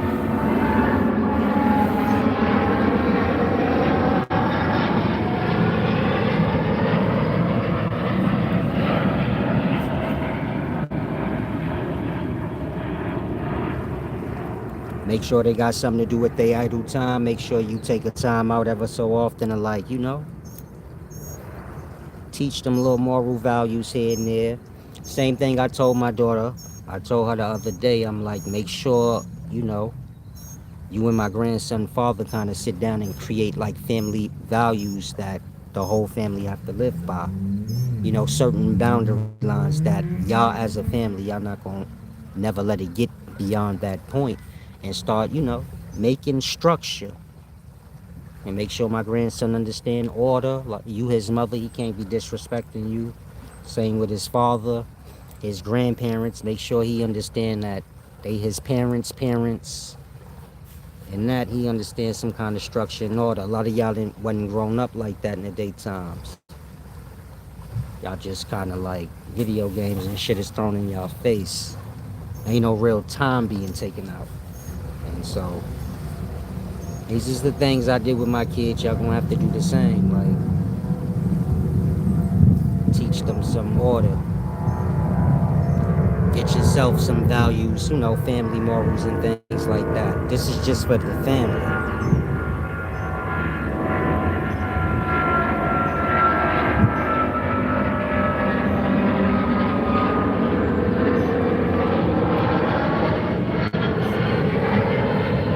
And you teach them how to be solid and, honorable in their ways.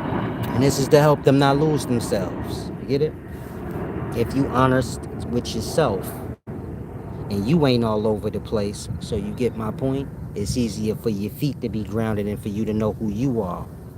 But if somebody could just influence you and manipulate you to be like this or be like that, then you lose yourself like that. And so that's the most important thing that kids got to learn. You got to come into your own self. You can't like become somebody else or let people just influence you. You got to have your own family values, and you get it your own structure, and you get it, become yourself. Otherwise, you're going to be all over the place.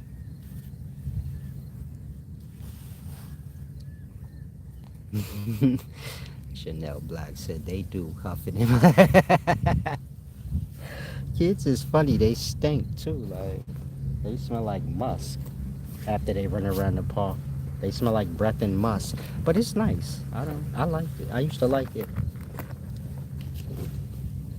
And nothing feel better than a musky kid just jumping on your back and hugging you like, and you like, oh my God, you stink so bad. Oh my God, you're humid. Oh, that never happened to y'all with y'all kids? Hot outside, they dive on your back when they come in the house all stink. And you like, God damn. But they your kids, so it don't bother you that much. But if it's somebody else, you might hook off on them. Like, you disgusting. Now I'm about to depart. I appreciate you, Hova. I'm glad you brought that up. That was good for you to bring up. And you get my point? Dialogue is always good. You see how he left here with a little bit of clarity? So this is the importance of conversations. They may be a little rough at first, but you get my point?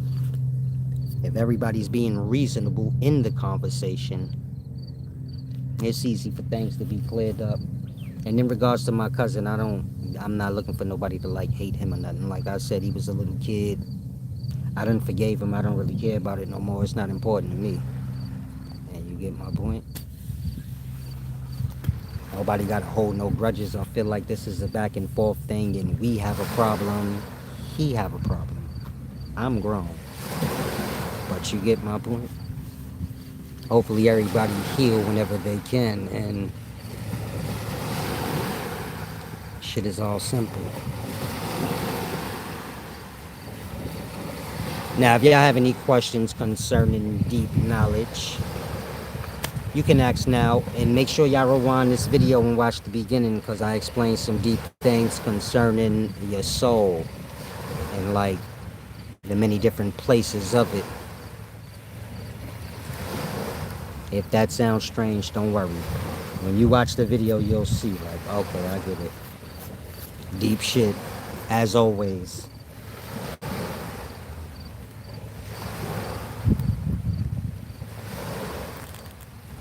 And if any of y'all are serious about getting land and creating a community, you can email me at upscaleknowledge@gmail.com. I'm still on it. I'm just not rushing anything.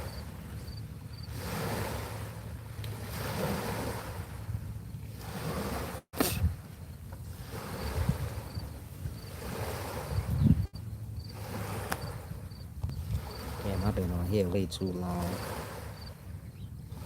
I'll make sure y'all get back, you hear?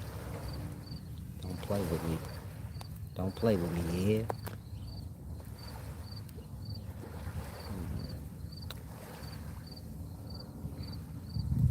Yeah, I'm gonna curse this dude out.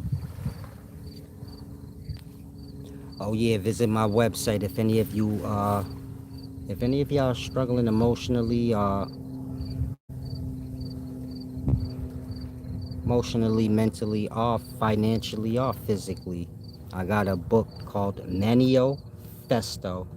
Go to my website, upscaleknowledge.org. Get that book for yourself. Read through it. It got a lot of philosophical quotes that you can use at any moment in time in your life, not just now, but in the future. And it got some deep wisdom on, your mind, how it works. Now I'm departing. Be well. Salam.